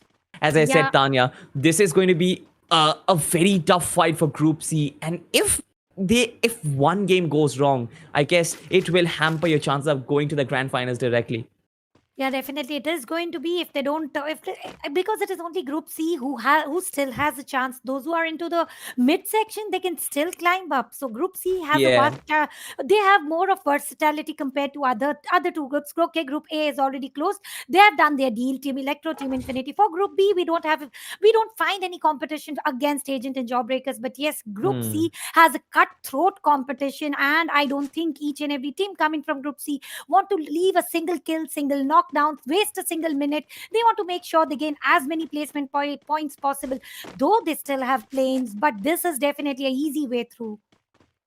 Absolutely, no one wants to go through the planes because that is a hell of a place, to be honest, because you have all the 3 groups vying for a spot in the grand finals. It is going to be just a one-off day, so there you won't really have like a second chance, to be honest, because you get to play 6 games, and if you're in the top 6, you will qualify, but eventually some days are not for you. So going through the play-ins is like a very risky affair, especially for all these teams out there. They'll be battling it out in the league stages where it tests your consistency, where it gives you the opportunity that, all right, if you have one bad day, you will recover eventually. But we'll have a look at the scoreboard and try and understand what's happening and what's going on behind the scenes. Rage up top with 37 points. That does surprise me, to be honest, because Team Agent EXP, they got taken down early on in the match of Purgatory. 28 points, not really bad, but Team Rage, as I was talking about, they being up top, it just ensures them the fact that, all right, these guys do have made themselves a buffer to qualify for the grand finals directly. Team Rage is one of the top 4 teams from Group C, so of course they have a very high chance of qualifying. Team Riot is still up there. Team Swag is up there as well, but Jawbreakers, I guess Freak will get taken down. It is Nitrox who confirms one knock for himself. Cheetah runs in to save his ally. At the moment, what will Cheetah want to do? I guess he will try and toss in those grenades, not really connecting. It is going to be a very hard shot, to be honest, but Tanya, look at that team. Ambush Esports. Certainly, this team didn't really perform to the best of the capabilities through the entire tournament, but now they're giving cutthroat competition to the best of the best. They are definitely, since the League Week 3 has initiated, I'm seeing the Ambush Esports 2.0. That is what we call when we see the performance noticeable or outshining. And this is one of the teams who can do it at this point of time. Let's see how this fight will escalate, because after losing Freak J, I'm very sure Jawbreakers are going to go aggressive for the revenge. Ambush Esports, on the other hand, it is their reciprocation that matters. And now Ambush Esports are taking some damage. Advantage is backed by Sadness at the point, jumping through the fence from the terrace. Though not able to confirm the knock, but got a better position at this point of time on the fence of the balcony at this point, trying to spot one of the enemy, but unfortunately misses once again. The situations are turned, the tables are turned. The teams who are inside the squad house are out, and the players who are out of the squad house are in. This is what the battle royale is. Within a friction of 30 seconds, you see an entire change of scenario at this point of time. Faisal gets knocked down, and now the revenge time is in. Cheetah gets a knocker, and now he's reviving Faisal. Absolutely. Cheetah knocks one down and confirms the kill for himself. Now Nitrox is still out there. He has a K9 to work with as well as a shotgun, but I'm not really sure if that's going to be lethal against Cheetah's double vectors. We know for a fact that Cheetah is probably one of the best assaulters in the tournament, but look at that. Cheetah just runs in with the double vector, sheds Nitrox is down.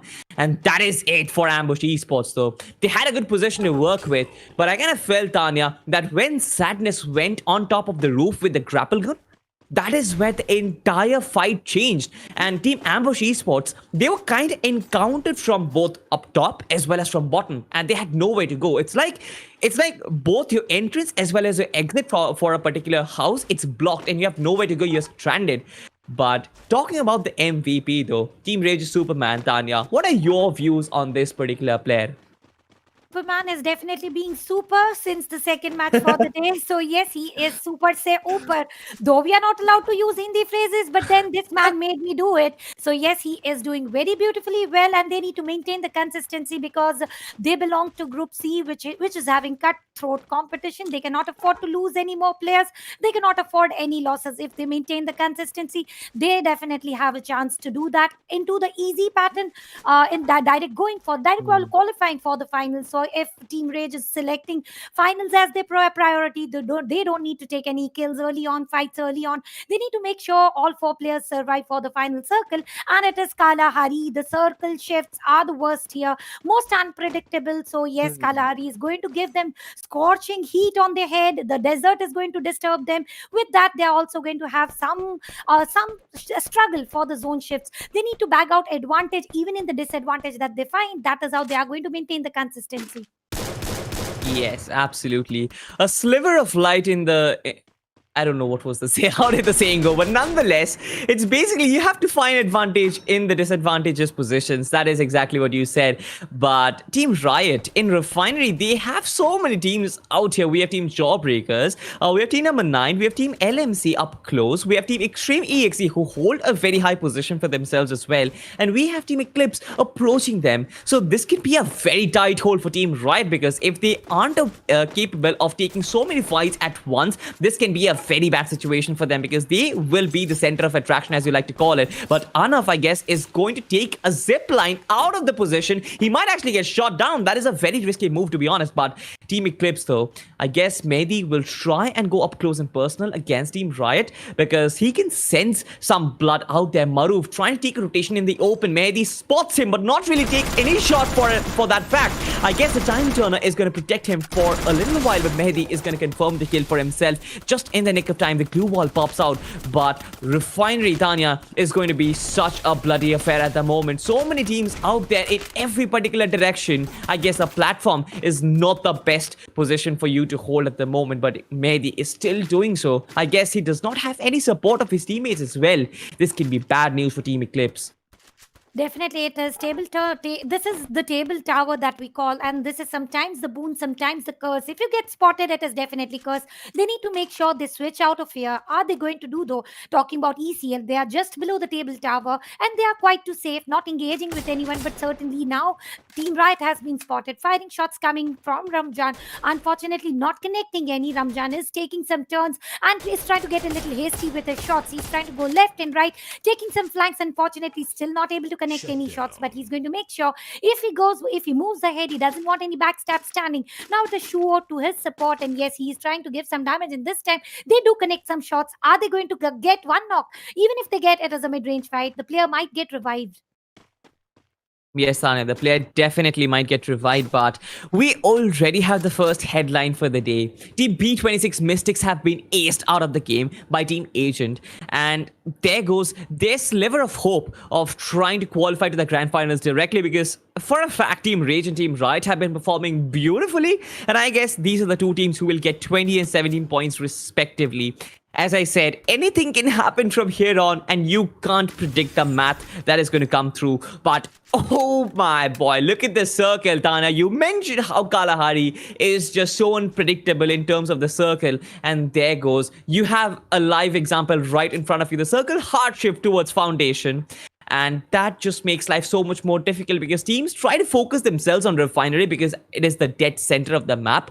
But as soon as the circle shifts, all of this fish market that is going on in Refinery, all of them will have to rotate, and eventually will come mid-rotation fights. Interceptions will come through, and mid-rotation kills will come through as well. A lot of bodies are going to fall as they are going to walk past the road or walk past these blocks itself. It is only for the team to decide where do they rotate from, though. I guess they will try and loop or orbit across the blue zone, tank a little bit of zone damage, but for sure try and keep them safe. For the moment though, we have Team One Man who is very close to Team Extreme EX, as well as another team is out there. Team One Man have been taken down in quick succession. Jawbreakers and Extreme EXE, they tag team them out of the game itself. It was like his Freak and 77 MD who came together, but Zico, he is ready for the fight now, and I guess Jawbreakers, they're ready as well. This fight can actually be a very big mess, to be honest, Tanya, because I remember Extreme EXE, they were once a tough competitor of Team Agent EXP in Group B, but eventually it was Jawbreakers who stole their shine, who stole their limelight. But I guess Team Extreme EXE, they will want and seek some redemption and some revenge from this particular fight. They are going to, but before that, ECL is fighting against Agent. Maruf is down, Ramjan is down, Mehendi all by himself. How long is he going to survive? He doesn't want to pick up a fight. He wants to save for his standing points. Before that, it is Team Rage who's trying to do the third party, and they are also able to deal some damage. Team Riot, though, they are also trying to share the ground.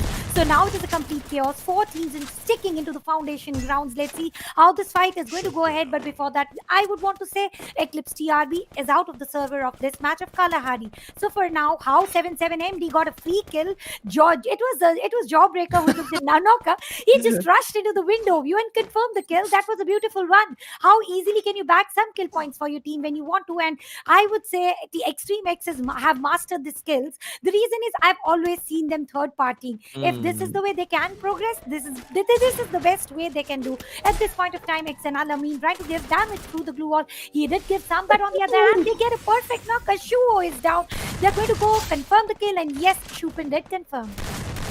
Absolutely, Shupun with a single grenade takes down 2 players from Team LMC, and I guess he might just get the final as well. Team Xenon though going hot and heavy against Team LMC. Only 1 player survives with 4 players trying to climb on him. Team LMC have been taken down as well. This is the wrath of Team Xenon. I mean, sadly enough, we didn't really get to see a lot of this particular team, but eventually Team Jawbreakers elsewhere, they take down Team Extreme EXE. So the revenge which I was talking about didn't really come through Team Jawbreakers. They're the perfect antagonist in the story of Team Extreme EXE. Eventually, it's going to be Team Jawbreakers who find themselves in a very tricky situation in the cliff out there. They don't really have a lot of space to work with. The glue walls do pop out, but this is going to be Team Rage who find themselves in such a good position for themselves. Right is still surviving, and I guess that is all they really want to do, because Group C, that is, I call a group of death. If these two teams manage to survive for so long, eventually they're gonna get most points out of the league point conversion for themselves. But look at that, Tanya, with 4 players still standing and 1 player inside the circle, Team Rage, they are almost good to go for the second consecutive booyah for themselves. This is nuts according to me. I didn't really expect them to play so well. They are playing it, and yes, it is definitely unexpected. But we did count out Team Rage as a very we could not count them into the below the average section. They were always above the line, not to top it out. Superman knocked down, and now the fight is still on. Jawbreakers, one of the players, is knocked down, and Sabir doesn't want to confirm the kill. He's trying to take the flank out, and yes, he's trying to spot. He did spot, walk past through, no confirmation of kill as of now. Now Zone might do the remaining work, and now it is very low HP for Faisal, and he might get confirmed. But before that, it is Team Rage's. I mean, after losing 1 player, did confirm until now. We have shrunk down to 2 players. Jawbreakers have been eliminated. Team Rage, 2 players down. It's all up to Shabir now. Which kind of flank would he want to take? It is going to be 1v3 situation, and yes, it is 1v3 situation. Not able to get a booyah. Very difficult situation. Zenon with 7 kills. He did manage to take Shupen down. Ananto and Shifat. Now it is 1v2. He can clutch it out. He does have it in him, but Shifat wouldn't give an easy chance. Shifat wouldn't give that chance. So it is Team Zenon's first booyah for the day. We did expect Team Rage to get the second one, but they were way too close. They were like 2 feet away, or we can say 2 inches away from the booyah, and then they could not. Coming so far and not really reaching the destination, it really hurts, to be honest. But Team Rage, they played beautifully. I love the way how they played, and I love the way how they took down Jawbreakers. Jawbreakers were trying to enter the circle using the glue walls. Shabir was so confident with his gameplay. He just went in, took down 1 player. He then, confirmed. And I mean, he didn't really go for the confirmation of the kill. He went for the final kill for himself. And I guess he did that beautifully. But eventually, it was Shabir who was left all by himself, because we mentioned how 3 players from Team Rage, they were actually outside the circle in the low ground region. We always have a debate where if low ground and high ground advantage is really a thing in Free Fire, but eventually in this situation though, I guess it was a disadvantage being in the low ground, and Team Rage couldn't really overcome that. Eventually this comes to Team Xenon. Yeah, definitely. So now we have already discussed it that yes, height advantage and disadvantage is just a myth. But yes, in the map of Kalahari, let's head towards highlights from the beginning, how the match went through. If we talk about this section, Agents initiated the fight. They lost Sohag. Arnab was knocked down as well, but then Zisan with his double vector went against the enemies, get the first knock for him, second knock for himself, confirmed the kills, and then immediately rushes to save the man. And yeah, this is Lighthout's very sad moment where he was surrounded by 4 men of Jawbreakers. He had nowhere to rush. I don't know where was he wandering. I mean, he was so far away. We could not even see through the minimap if there were any teammates around. The flanking to such an extended level, this is what you end up to. Absolutely, but Jawbreakers, they were always on the top of every fight which they took, Ambush Esports especially. This was a very good example of how good Jawbreakers are. Their aggression is probably unmatched. Only Agent EXP in their full form or in their best possible shape is probably able to rival the wrath of Team Jawbreakers, but eventually we got to see a lot of good frags, and this was one of them. ECL, they kind of got ambushed by Team Agent EXP, and they found themselves in the middle of nowhere, but there was a lot of third party going on in Foundation, Tanya. We mentioned how the circle actually shifted from Refinery towards Foundation, but as soon as teams actually rotated towards Foundation, the circle shifted once again. I mean, it was a game of betrayals, and it was a game of grenades, to be honest, because Chupon with this grenade absolutely shredding apart 2 players from Team LMC and confirming them. That was insane, to be honest. But the final kill, it wasn't really that big of a deal because 4 players climbing onto 1. You already know the outcome, but I mean, there were a lot of good plays, to be honest, but eventually the circle was the one which probably had the last laugh in this particular game. Team Xenon found themselves in the right end of the circle, in the better height, in the better position, and they had so much headroom for themselves. They had so much room for error. Just look at that Rage, Tanya. There is no cover whatsoever for Team Rage, and they tried to push forward, but eventually they had to fall. I mean, there's no way you will be able to survive it, not with 0 glue walls and not with any less number of glue walls. Yeah, you definitely wouldn't want to survive it that way. But even if you do, then the resources come to an end for the final circle. Team Zenin, though, they had very good chance to win it out easily. They did struggle with two players. I felt somewhere that Shabi might take it, but then Shifat just wants to make sure he goes for an headshot and eliminates the last man standing of Team Rage. So ultimately, Team Rage definitely performed. I don't think this sort of performances, they had 8 to 9 kills. They were in position to they are going to be unshaken from the leaderboards with this sort of performance. So yes, even if they did not get booyah, they got a pretty good decent kills, they got a pretty good decent amount of standing points. It was a fair play coming from them once again. So right now we are down to 3 games, halfway through. Now it is a halfway through left for us to announce the top 6 teams are going to qualify. As soon as the time is taking a close call, I'm like getting into the thoughts, who is it going to be from Group C, because that is a little more confusing. For Group B, we are already determined. We are seeing agents performing well. Once again, we already know the jaw breakers. They are literally breaking the jaws every single match as the day is progressing. I mean, the same for me, Tanya. I am getting the same. What do you call it? I guess in English terms, you would call it butterflies in my stomach. Yeah. Trying to predict who is going to qualify for the Group C, because it's so outrageous out there. I guess though Rage and Riot, with the kind of performances they're trying to put up today, I guess they will have a very good chance, because B26, I haven't seen them perform that good today, and this can be a very big time turner. This can be a very big table turner, because B26 was probably at the number 1 spot in Group C, and not being able to perform in the final day of the league stage and not qualifying directly for the grand finals. That is must hurt. such that definitely hurts, to be honest. That hurts right here. But I mean, everyone deserves an equal chance, and Team Riot and Team Rage, they're making use of that opportunity, and I guess that is the reason why they deservedly will qualify. But eventually we still have 3 more games to go. Anything can happen, Tanya. And I still wanna put my bets on to Team Rage and Team Riot, but I want to hear your thoughts. Which 2 teams which do you think are gonna qualify from Group C? Team Riot was always into my thoughts, I'll be very honest. But then Team Riot has lost the flow. I mean, as the river, they were flawless, just as the river. Their flow is diversified into kills rather booyahs. Yeah. Some situations have changed for them, because you've seen them taking away the maximum booyahs early on, and now uncertainty for them. They're not able to get the same opportunity because the opponents have also trained themselves well after lots of practice coming in league days. They have started pre-predicting the moves coming up against them. So somewhere the opponents are also getting stronger. So Team Riots also need to make sure they up their play. That is how they will qualify. So yes, Team Riot and Team Rage are also, according to me, from my opinion as well, they stand a good decent amount of chance to qualify directly without taking the ultimate threat of planes. Absolutely. The planes are going to be the ultimate threat. But we also have to talk about the planes, to be honest, because all the teams that are not qualifying from this particular stage here onto the grand finals, they will meet each other in the grand finals play-ins, which eventually, as I said, is the place of the devil, is a place of hell. You don't want to be there unless, of course, you don't have another option to be. But to be honest, a single day's play where each and every other team from every group is competing for only 6 slots, that's quite a difficult task, to be honest. And especially, to be honest, Anya, I kind of feel like a lot of teams have improved. You know what? Competing against teams from your own group, it was a luxury which you had.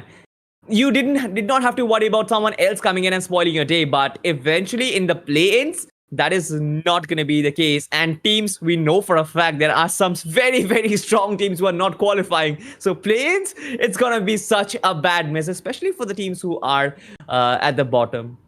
Yeah, for the bottom teams, they are getting such an equal chance. For the bottom, it is a very good deal.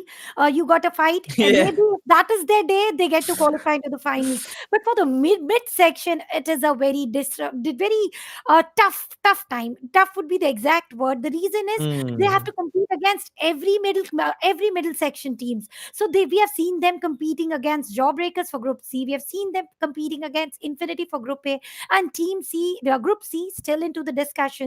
So through the discussions, we are going to rush towards the fourth match for the day, and this time we are going to go towards Bermuda, one of my personal favorites. I definitely want to see some. I would want to see some fights in Clock Tower, but before that, we are heading towards the scoreboard. Let's see which team is standing where. Team Rage still on position 1 with total of 54 points, difference of 20 points. Agent EXP is at 34, Team Zenin 33, the Extreme X is 32, Jawbreakers 31. Look at the difference. Team Rage 54, rest all with the difference of 2 or 3 points, Salty.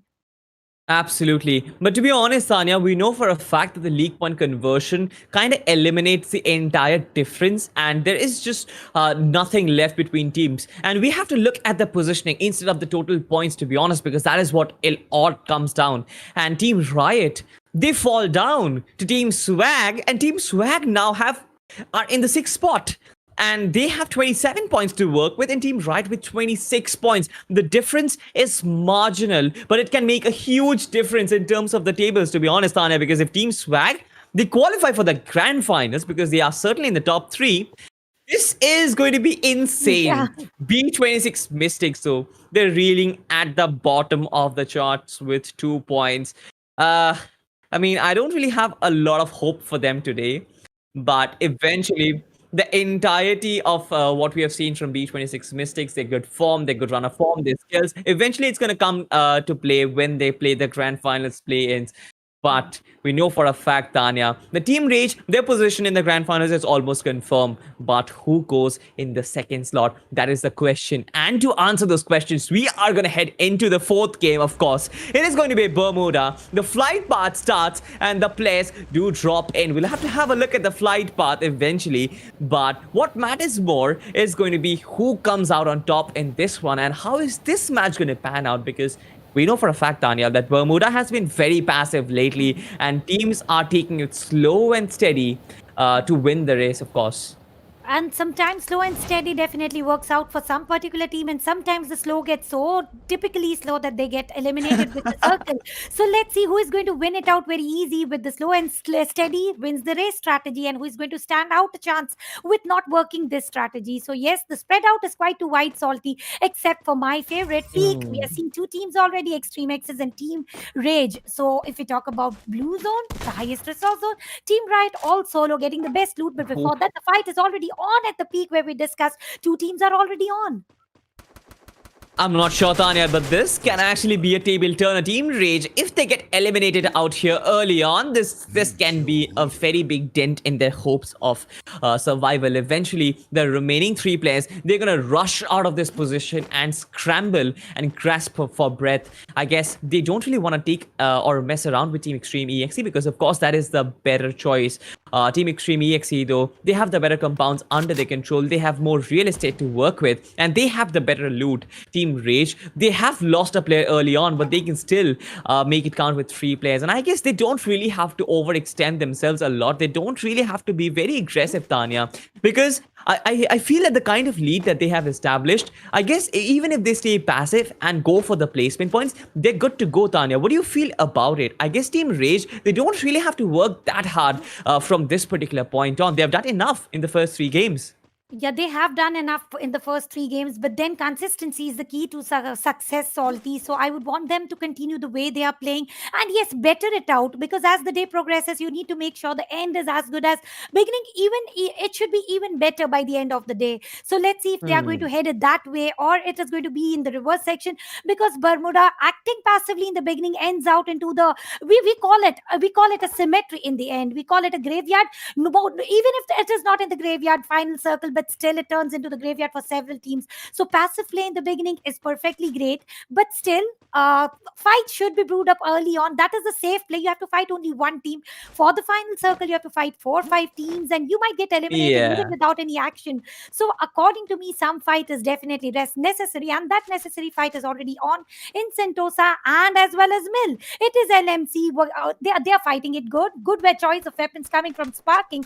If he tries to go for a close call, he might get one knock also for himself.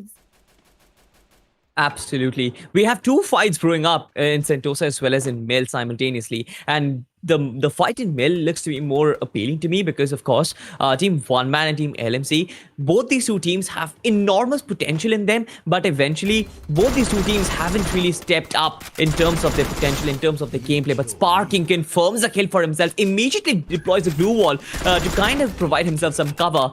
Kiddo is right in front of him as Team LMC. They kind of fall apart. Sparking will move ahead. The glue wall comes in once again. The time turner, of course, is being deployed. Glue walls left and right. Sparking still trying to connect his shots. He eventually will do so and confirms the kill for himself. All he needs to do is heal himself up, but he eventually will get no time because Mola is gonna step in. Skyshoot, the last remaining survivor. He has all the hopes of Team LMC running on his shoulders. Eventually, Mola has to run, of course. He will try and hide away from Skyshoot because the MP40, we know for a fact that this weapon can shred. He tries to crouch and shoot, but eventually that's not gonna connect. Skyshoot, he will revive one particular player back. Then there goes Sparking with the double vectors as well as the MP40 from Skyshoot. Both these players tag Team Mola out of the game itself, and Team One Man, they get taken down. Team LMC, they get 4 frags, but this entirety comes to Sparking. A 4K, a squad wipe for this player. What a man. But what indeed, just with the choice of weapon and taking a close fight, lost 2 players but gained 4 kills all by himself. Yes, team support is definitely necessary, but we can call Sparking a one-man army for this particular fight. Absolutely. Yep, go on, Tanya. It was a perfect fight coming from Sparking. Losing 2 players, I don't think it is going to affect much more because, yes, it is Bermuda. It is going to be a very slow fight at this point of time. Talking about Team Zenins, all 4 players intact, taking away one of the Booyahs, and now they're trying to go out towards the Bhima Sakti strip. Yes, it is a center of the map. We would not deny it is a platform of the map. We would not deny, but certainly very less numbers of compounds to hold on to. So if the fights brew up here, they might end up into the open fields, using up all your resources so early on, and it is still only 5 minutes down. They have 13 more minutes to save your resources, but ultimately when you pick the fight, you don't give a thinking thought about saving some resources, saving the glue walls. It is let's rush in, let's jump in, we are fighting it out, and let's win the battle. Yeah. According to Mamba, like Bhima Sakti Strip is his favorite place, of course, but I always had an issue with Bhima Sakti Strip. We'll talk about this later on, but first, we have the MVP of Kalahari in our screens, of course. It is Shifat from Team Xenon. With his 3 kills, he really played well in this particular match and made it count for his team, of course. But talking about Bhima Sakti Strip once again, this is one low-lying area of valley, you can say, in between 2 cliffs. Also, since it is the center of the map, it is once again a very high traffic zone. A lot of rotations actually include Bhima Sakti Strip, and it can actually make things very difficult. But talking about this fight though, we have a long distance fight growing up, Tanya, between Team Xenon and Team Agent. Team Agent have actually split themselves up. There is no trade potential between them, but also they have a lot more angles to play with. Team Xenon, on the other hand, they are actually perched up in a single sniper tower, and it is just so much more easier for Team Xenon to absolutely wipe out the entirety of Team Xenon. One player goes up close and personal. It's gonna be so hard. He can actually take down the entire team with a single grenade. The glue prevents the grenade from actually falling inside the sniper tower. What do you think is gonna happen, Tanya? Because according to me, if a single grenade connects, it is going to shred apart the entire team, and this is just so exciting to watch. That just in case if that happens, let's see are they going to be successful enough. The way they place the glue walls, they are very sure of. They don't want to get attacked by the grenades. There was an attempt coming from Sohag, but it was an unsuccessful one. And there's one player, I don't know out of where did this ambush esports player come? I don't know. Below the sniper tower, comes into the eyes of agents and eliminated so easily. And yes, they are midway through, though. Into the center, we have Team Xenon. Still, the advantage of height was backed by ambush esports, racing quite too early in the attempt of third party, have given them enough damage of losing one of the players. Now the fighting shots have initiated. Now they are into the rage. They are fighting 2 places. They are trying to fight out agents as well as Zenin, which should not be the potential. You want to make sure you eliminate one team and then other.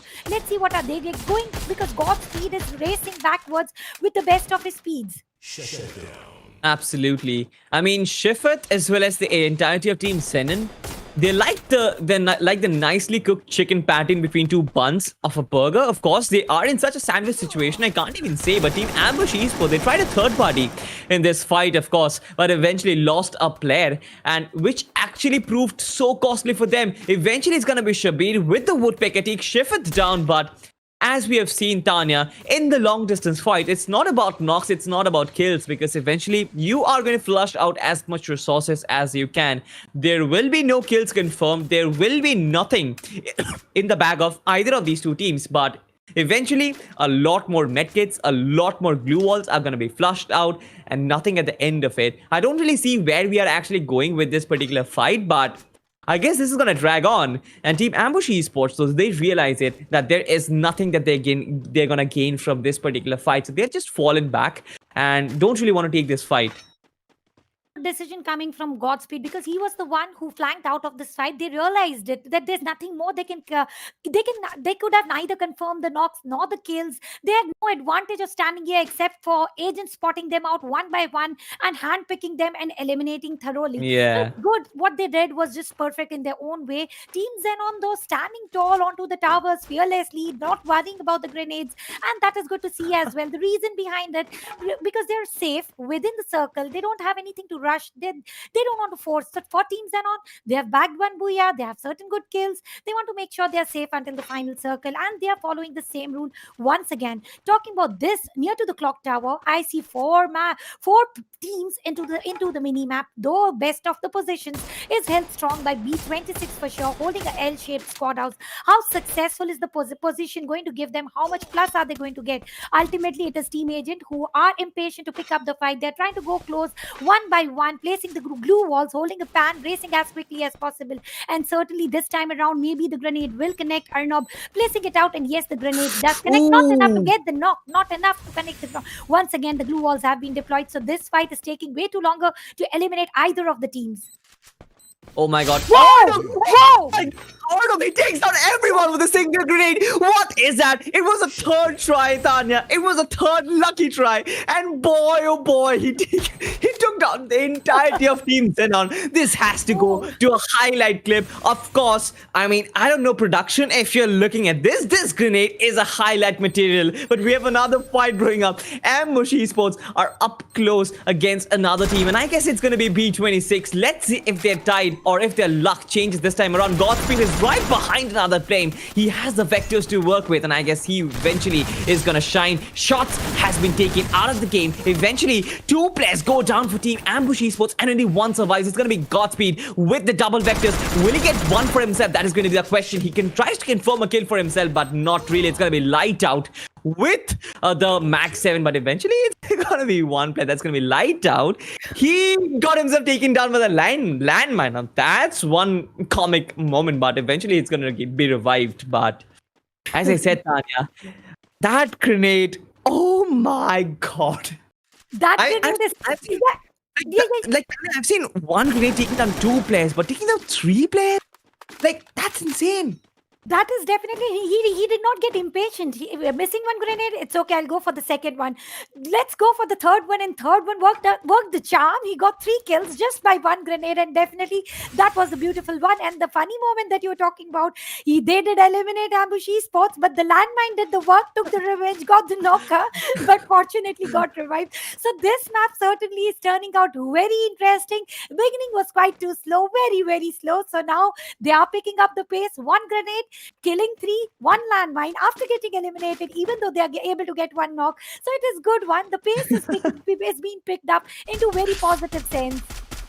Absolutely, the pace is being picked up, but we have another fight here itself. Team Riot, they have some sort of high ground advantage to work with, but this fight is completely out in the open. It's going to be the glue walls that provide each of these teams some sort of cover for themselves, right? Anaf, he has some Groza to work with, but The grenade comes in, shuts him down eventually. It's going to be Shuvo who is going to run in with the MP40. Only he can make a difference because I don't really see Maruf in the scene. Shuvo would try to go up close and personal against Team Eclipse. Even though the return comes into favor, Shuvo with the grenade takes down Tonma as well as Romjan all by himself. This is a game of grenades, Tanya. But eventually it's going to be Zishan who takes on Light Out. Team B26 have been taken down completely, but the fight carries on. Maruf still tries to and go aggressive at this point. Will try and confirm the kill for himself. Will he be able to do so? I'm not really sure. He takes down one. He knocks down the final or the penultimate player and takes down another player as well. But eventually it's going to be Mehdi who comes in and takes down Team Riot.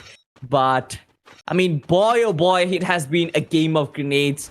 That grenade from Shuvo, he took down 2 players from Team Eclipse. But eventually, it's going to come down to 6 players or rather 6 teams and 19 players in the third circle itself.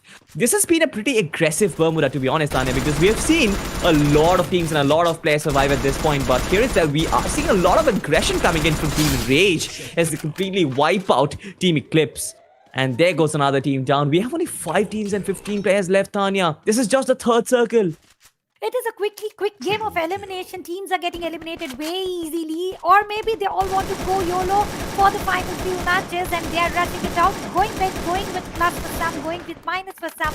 At this point of time, it is 7-7 MD, going with plus with 1 kill and aced out Team LMC. 4 teams remaining, 14 minutes down. This is the quickest match by far, Salty. This is the quickest match because we are going to have only 14 players for the final circle. This is Zico who is trying to make an entry to within the circle, and he's going to be successful enough. I don't see any other teams who are sharing the grounds with them. So 3 players surviving, 5 kills already, holding the edge of the circle.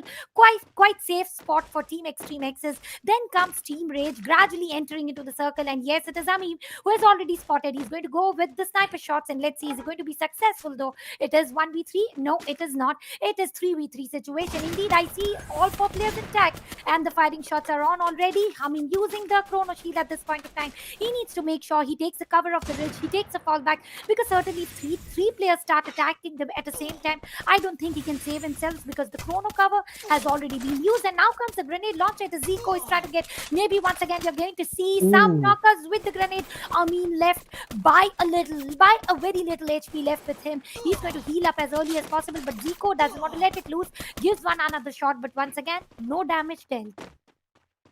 Absolutely no damage being dealt. The circle actually moves away from either of these 2 teams, and Team Extreme EXE, if they try and overextend themselves in this fight, it's going to hurt them, and they realize it. That is the reason why they are trying to fall back and enter the circle. They will try and orbit the circle for quite a while and not just take the shortest route possible inside, because that is one way of entering inside the circle. And I kind of feel that for that, even if you tank a little bit of the blue zone, it's fair.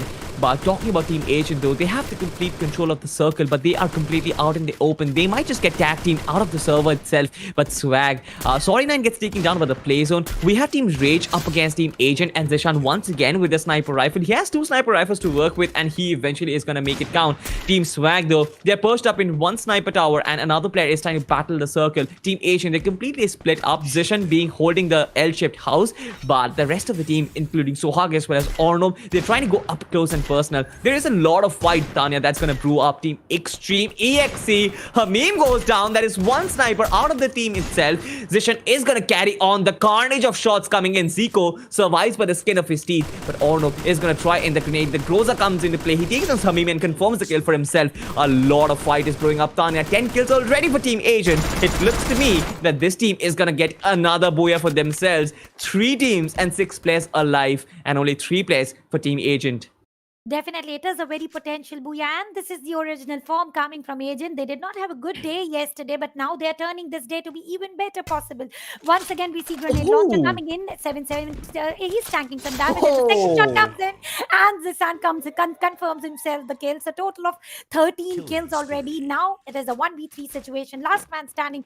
It is coming from Team Swag. Let's see how swaggier can he play. For me, it is definitely a tough time coming from him. Team Swag with no kills at all. That is was very unusual of them. So let's see if this is point of the time where can he decide to get some kills for his team, or he decides to get eliminated to avoid any extra teams extra points coming for Agent. So let's see what is his decision. He wants to eliminate himself. No, he doesn't want to. He wants to make sure at least his team gets some of the kill points, because yes, they are going to get the second position point. So with the shotgun, trying to go as close as possible. One shot, one knock should be the option. He's trying to go jump and shoot. Unfortunately, could not confirm any knock. At the time, Agent deploys the glue wall right on time. There's a cover fire coming, and knock is coming. Whoa! What a attempt! What a attempt! What a dish, Salty! What a day! Hence, Agent once again takes away the booyah. A very well deserved one with more than 13. But I don't know what to say. They wanted I mean, a fan elimination. Team Agent, they're just playing around with their opposition right now. There is no competition whatsoever. I mean, like, they know for a fact, all right, guys, we have the booyah. We have 13 kills in the bag already. We are straight going to the grand finals. Let's get a pan because we want to create content. We want to create content. We want everything in store. But eventually, I kind of felt like Team Agent, they were so good in this particular game. But you know what, Tanya? I kind of felt like Team Swag, they played it with their own swagger. They had 0 kills to work with. But eventually, we always have to remember that the small steps count. We remember how Team Swag and Team Riot were competing 27 points, 26 points for the second slot in the grand finals. Team Swag, with the second position in this game, they're going to climb up. That just ensures their position in the second place of their own group and also in the grand finals. This was a baby step to qualify within the grand finals. Let's see if they are going to be successful enough to qualify. Over here, if we talk about it, was Team LNC who picked up the fight. And how can we forget Sparking? How easily it looks so flawless, confirming 4 kills against a whole squad. They lost Extreme, they lost Shuo. Still, the hopes were up. Sparking went with this final kill against Mola and confirms as well. Team One Man eliminated just 4 minutes when the match started. So they were left with 11 teams, and this grenade initiated somewhere. And or knock went one, no knock. Second, no knock. Third is a charm. It was once again, they did take away 3 kills, got speed with the best of his speed, did give the best possible attempt. Unfortunately, not surviving this battle particularly. Went into the bags of B26, landmine knocked them, even after getting eliminated. It was a funny instance though. But though somewhere around, Ambush Esports did get eliminated, and B26 survived this battle around. Team Riot left with only 3 players. They picked up the fight against ECL. Ramjan did have best of the snipers. Grenade did get 2 knocks for himself. Shuo, failing to rush it in on time, gets the victim of he turns himself into the victim of a grenade at that point of time. Then Maruf comes in, eliminates the opponents, and somewhere around, Maruf also took a little more than longer. He did get 1 more knocker in his bag, but Riot was eliminated at that particular fight.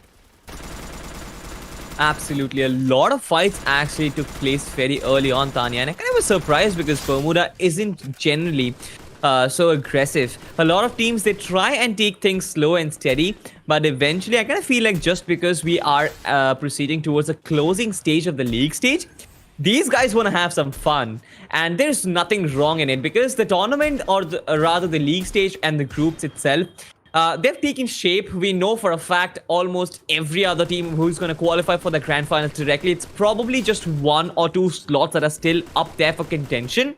So those teams are going to play it seriously, and we got to see a display of it. Team Swag trying to be calm and composed about their rotations, not going for the kills because they know for a fact that there is a risk of getting taken down early on, so they don't really want to do it. Instead, they want to ensure themselves those placement points, and that is exactly what they did. Tamim holding the... I mean, this was...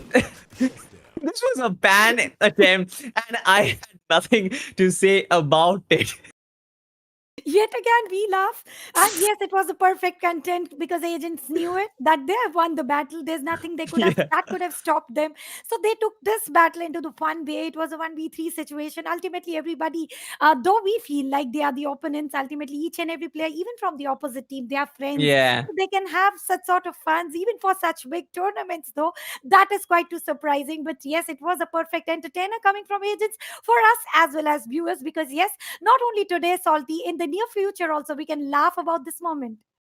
Absolutely. I guess moments like these are going to be going on to the trailers for the upcoming Free Fire Bangladesh Championship and, becoming the premier tournament for Bangladesh itself. But eventually, we are over with 4 games for the day. We only have 2 more games to go, but we will take a very short break and return next up. It's me again, Kelly! Huge thanks to all of you for the warm support to Free Fire Esports in the past years. I know all of us can't wait to find out what's next for Free Fire Esports in 2021. So today, I am very excited to share with you what we've achieved so far and what we are planning for this year. Let's start with our biggest esports event in 2020, the Free Fire Continental Series. By the way, I hope you still remember my terrific performance at the opening ceremony. We broke records with the Asia Series, where 2.5 million of you tuned in to us live. The America Series also had a peak of over 1.7 million live viewers. Meanwhile, the EMEA Series also drew in nearly 300,000 live viewers, creating new viewership records for us in the CIS and Middle East regions. Your support was absolutely amazing! The Free Fire family just keeps growing. You guys rock! The World Series, together with the rest of our tournaments, pushed Free Fire into the top 5 most watched games on YouTube in 2020. Last but not least, we won the Esports Mobile Game of the Year at the Esports Awards 2020. We are humbled by your passion and love for Free Fire Esports. This award is yours as much as it is ours. Hayato, it's your turn to talk about the World Series. Sure. We have continuously expanded our esports outreach throughout the world, and the number of participating regions have grown massively. We started with 9 regions at our very first international tournament, the Free Fire World Cup. Over the past 2 years, our esports community has grown to include India, Russia, the Middle East, and the Pakistan regions. Our plans to grow further do not stop here. And in 2021, we'll be adding Bangladesh, Cambodia, and Philippines as competitive regions. Next, we're proud to present the brand new logo and format for the Free Fire World Series, our largest and most iconic tournament of the year. This year will be bigger than ever before. There will be 2 World Series in 2021. The first World Series will be taking place in Asia during April, while the second World Series will be hosted in November. In addition to these, there will be another international tournament around July. So stay tuned for the rest of the year. In 2021, we will continue to work hard and provide more engaging esports events and content. We are excited to see Free Fire Esports grow bigger this year, and we know we can do it with you as our loyal fans. That's all for now, and we will meet again very soon in April for the World Series. See you soon! Hi survivors, subscribe and press the bell icon for more awesome content. See you in the next video.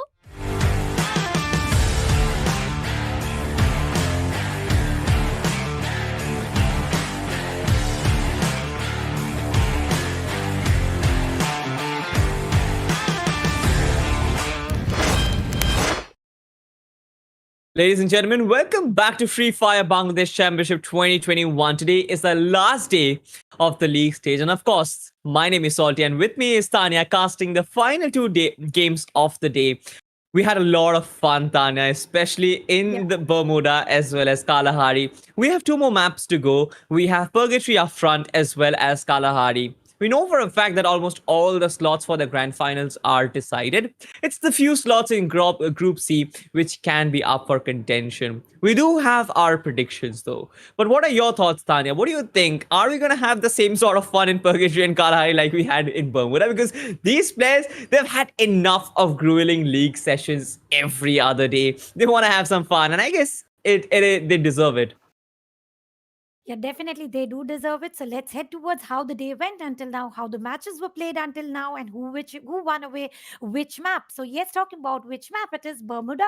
The first match for the day was won away by Team Agent EXPs, followed by Purgatory, where Team Rage definitely raged out. Talking about Team Zen and though how particularly they survived until the final circle of Kalahari and managed to get that booyah with a decent amount of kills though. Agent Texas comes once again into the Bermuda. So Bermuda is their favorite map. Maybe they come once again, conquer the map, and they win away the second booyah.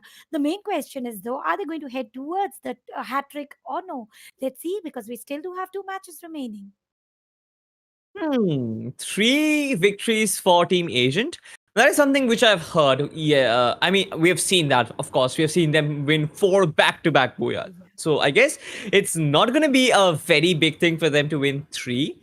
But eventually they're going to have to working very hard for it, because we know that a lot of teams have actually improved. In week 1, that was not really the case, where we were discussing that the skill gap is out. The skill gap is there. It is kind of visible because few of the teams, they are kind of dominating.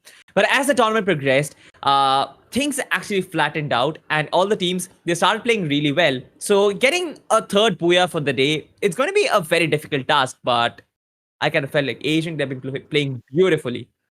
They are definitely, they're playing it beautifully. The consistency, their flow, it is always that they are playing outrageously well every single time. Yes, yesterday was not their day. So let's see how are they going to perform for the next 2 matches. Though there's not a much of a competition left for Agent. According to me and Salty, these are the 2 teams from Group B. Agent, EXPs, and Jawbreakers have already qualified. So the tough fight is only for Group C, because Group now it is the final segment for the day. Final league day, now final few maps left to fight. Let's see how the fights are going to progress. And talking about this map, Purgatory, the play of patience is all gone now. Nobody is trying to resist fight any longer. All they want to do is go in, climb in, rush it out, win it out, play it out. Just like right now, there are 3 teams heading towards the blue circle, which is within Central. One of them is Team One Man, followed by other B26 Mystics, and then comes Team Rage. So we're going to get a very good brawl around there, and Team Agent also wants to go close, very close to that. Let's see how this southern island is going to treat, because such a small island and 5 teams already. I mean, it's gonna turn into a graveyard for sure, because Team Rage, Godwin finds himself a gun. I'm pretty sure he's gonna run at the enemy with all that he has. Few of the players from Team One Man, they have something to work with. I guess it is Loser who has found himself a Scar as well as a shotgun. Mola does have the Paraffel as well as the FAMAS. So I guess the weapons are on board, of course. But Fearless, he gets eliminated. That is 1, or rather 2 players are down at the moment, and I'm not really sure how, but eventually we'll get to know. But this fight, Tanya, this can actually take a while, because the teams, they're trying to take a first step backwards. Konokto, look at his HP, 28 HP to work with.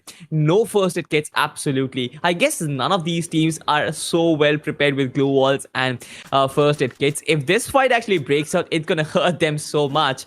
But we'll have to wait for it as of yet, because Team Rage, they're not pressing their foot on the gas, and so is Team One Man. They're trying to wait it out, not going extreme. But then look at B26, they're coming from behind, and this can be a very precarious position, because if Team One Man gets stuck in between these 2 teams, like a meat in between the buns, they will be caught with their pants down. Let's see how are they going to get caught, or how are they going to eliminate the opponents, because right now there's no way they can disengage from this fight, because both of the teams definitely know that the opponents are just around the corner. Even if they decide to show their back and run out of it, I'm very sure of the players already have the exact map in their head, that from where the player can run, from where can we shoot them. But at this point of time, B26 it is Team B26 who are using the cover of the Rage as their protection, because they don't have any hard cover for the cover, and it is light out with the VSS. He is holding still. So 2 players trying to flank out, 1 player holding still, trying to get the exact location. Shots though, took a flank, took a cover of rock, and now yes, he can spot he can spot 2 or more players quite too easily. Absolutely. But you know what, Tanya? Cut this topic, to be honest. Tell me something. Do you think more melee kills are going to come in, more pan kills as well as fist kills are going to come up in the last 2 matches of the league stage? If they are not coming in, I wish my fingers are crossed. I want to see melee kills. I want to see grenade kills. I want to see grenade launcher kills. And yes, I want to get a good laugh as well, because being the final day, then comes the serious play. Last league day is today. So all players are also trying to get the best jolly atmosphere for themselves. So sometimes even I get a little greedy. I want an easy kill. I'm talking about easy kill, and not to just confirm the kill. No, he did not. I don't know who did confirm this kill. It is going to be two teams who are colliding. One of them is Team Xenon. Against them, it is Team Rage. We saw them heading towards the blue circle. And talking about Team Rage, we are here towards the current standings for this. Until after 4 matches, Team Rage still stands tall on position 1 with 66 points, followed by Agent EXPs with a very little difference, which was way too much before they won the second booyah. So now they are on position 2 with 60 points, followed by Extreme X's. They are taking the upshifts very positively with 46 points. Talking about Team Swag, they are also progressing. Team Xenon, though, they were in good position for the third match, but uncertainly after fourth match, they have taken a step down. So for golf course, it is two teams. It is Agent EXPs versus the Team Xenon. Who's going to win the battle? That is going to be the question, though. But we have already bid goodbye to Team One Man. But I guess, Anya, you observed the fact that Team Swag and Team Riot is still at their throats at the moment, 36 points and 31 points respectively. Team Swag, they're up top. They have the placement points to work with, but eventually there is going to be a lot of fight even till the end. But eventually we'll have a look at the MVP of the last game. And I'm sure it's going to be one player from Agent. Yes, it is going to be. It is going to be Orno from Team Agent. And with 7 kills, I mean, this guy is unstoppable. We know for a fact that he was the MVP in the last time around as well, when I believe it was Team Agent who won their Booyah. I might be wrong though, but I kind of feel that is going to be the case. Eventually, you know, Tanya, I remember Orno being a support player for Team Agent, especially where Jamil and Sabir used to be the high fragging duos. But now, since Jamil is not here and Sohak has come into the mix, Orno is the one who has switched himself up and taken up those aggressive assaulter role, to be honest. And I kind of feel like this player is just so versatile. You give him any particular role and he will do justice to it. And every time Team Asian, their walls are against their backs are against the wall, this is one player that steps up, and it's going to be Orno always. Definitely. Arnab is never hesitating to confirm the kills, just like right now. Sadness is trying to go for the kill, but before that, there's always one player who is freak, doesn't want to miss a single kill. For Jawbreakers, all up, what I've seen is there's a competition within themselves who take more kills. Yeah. Because they tend to take so many kills, they want to make sure I take more kills, and this is a positive advantage for this team. When you compete within yourself with the team support, that is how you eliminate the opponents very easily, and Jawbreakers are following this rule very, very precisely. And now with the precision of aim coming from Team Rage, 2 players are already down, Alamin and Anonto. Now it is all up to Shifat and Shupan. How are they going to go ahead? Shifat, I suppose, he's not spotted it. He's not been spotted. He's playing it safe until now. Is he going to rush to save his teammates? Shupan being spotted. He's trying to go for the longer rotation using some glue walls. But finally, Amit, they get one perfect spot for Shifat. He's going to go for jump and shot coming from his double barrel shotgun, and he might get connected and get the knocker. Not until now. Shifat did try to fight as best as possible. Did get Godwin down, but then unfortunately got knocked down himself, and the team that was contesting against them gets eliminated. No, still not eliminated. One man is still standing there. Yeah, Chupan Shifat, that's kind of a tongue twister out there. But nonetheless, we have to talk about Team Ambush Esports, who have found themselves in a very precarious position. They have Team Swag right in front of them. And Team Swag, they've actually hurt them quite a bit. One player from Team Ambush Esports is already down, so this is already a 3v4. But then another player was knocked down. Thankfully, he heals himself up and gets revived. So now Team Swag do have something to play with. Team Ambush Esports have some sort of resistance built up. But if Team Swag tries to go aggressive, I guess Team Ambush Esports will have a very hard time. Eventually, they'll have to decide what do they go for. Do they go for placements or do they go for kills? Because, to be honest, Anya, I guess the rest is merry for every other team out there, but that is not the same for Team Swag as well as Team Riot. They're still competing for that one spot for the grand finals, and I guess they would really want to get it seriously. I guess they don't really have any time for fooling around because if you talk about other teams like Agent or Jawbreakers, their fate is confirmed. The destiny is already favoring them, but that is not the case for these teams. Eventually, it's going to be Team Right after Team Swag who is going to approach Team Ambush Esports. Shuvo just walks in with the MP40. Not dealing a lot of damage though, but eventually it's going to be the double vectors from Alvi. Let's just watch out what's going to happen. Shuvo not really trying to infiltrate the building. It's going to be a very, very difficult infiltration to be honest, but otherwise Team Ambush Esports, they have the defenses set up with the glue walls as well as the time turners. Enough actually goes down to Fresher and gets confirmed. Team Right though, they will actually feel the heat at the moment because Maroof, even though he takes on Godspeed, two players from Team Right are already down and there goes the entirety. It is Fresher who will get all the kills for himself, and Team Ambush Esports suddenly wipe out Team Riot and make life easier for Team Swag once again. Tanya, I guess this is where the competition comes into play. We were talking about Team Swag versus Team Riot. Team Swag, they take the fall back. Team Riot, they try and go aggressive and they fall. And they give such a big opening to Team Swag to just go in, get as much placement point as they want and increase the gap between them and eventually qualify to the grand finals. This might be the table turner for them. This might be the positive step for some and then negative for some. Let's see, because still there's one more match to go, which is going to be Kalahari, the leaderboard changer that we are that we are now habituated to say. So maybe they still stand one chance, but this battle is definitely going to be a little more. The loss is not little. It is way much more than can be tolerated. So let's see how they are going to go ahead, because Ambush Esports certainly rushed it in, it was not in their favors. It was never in their favors.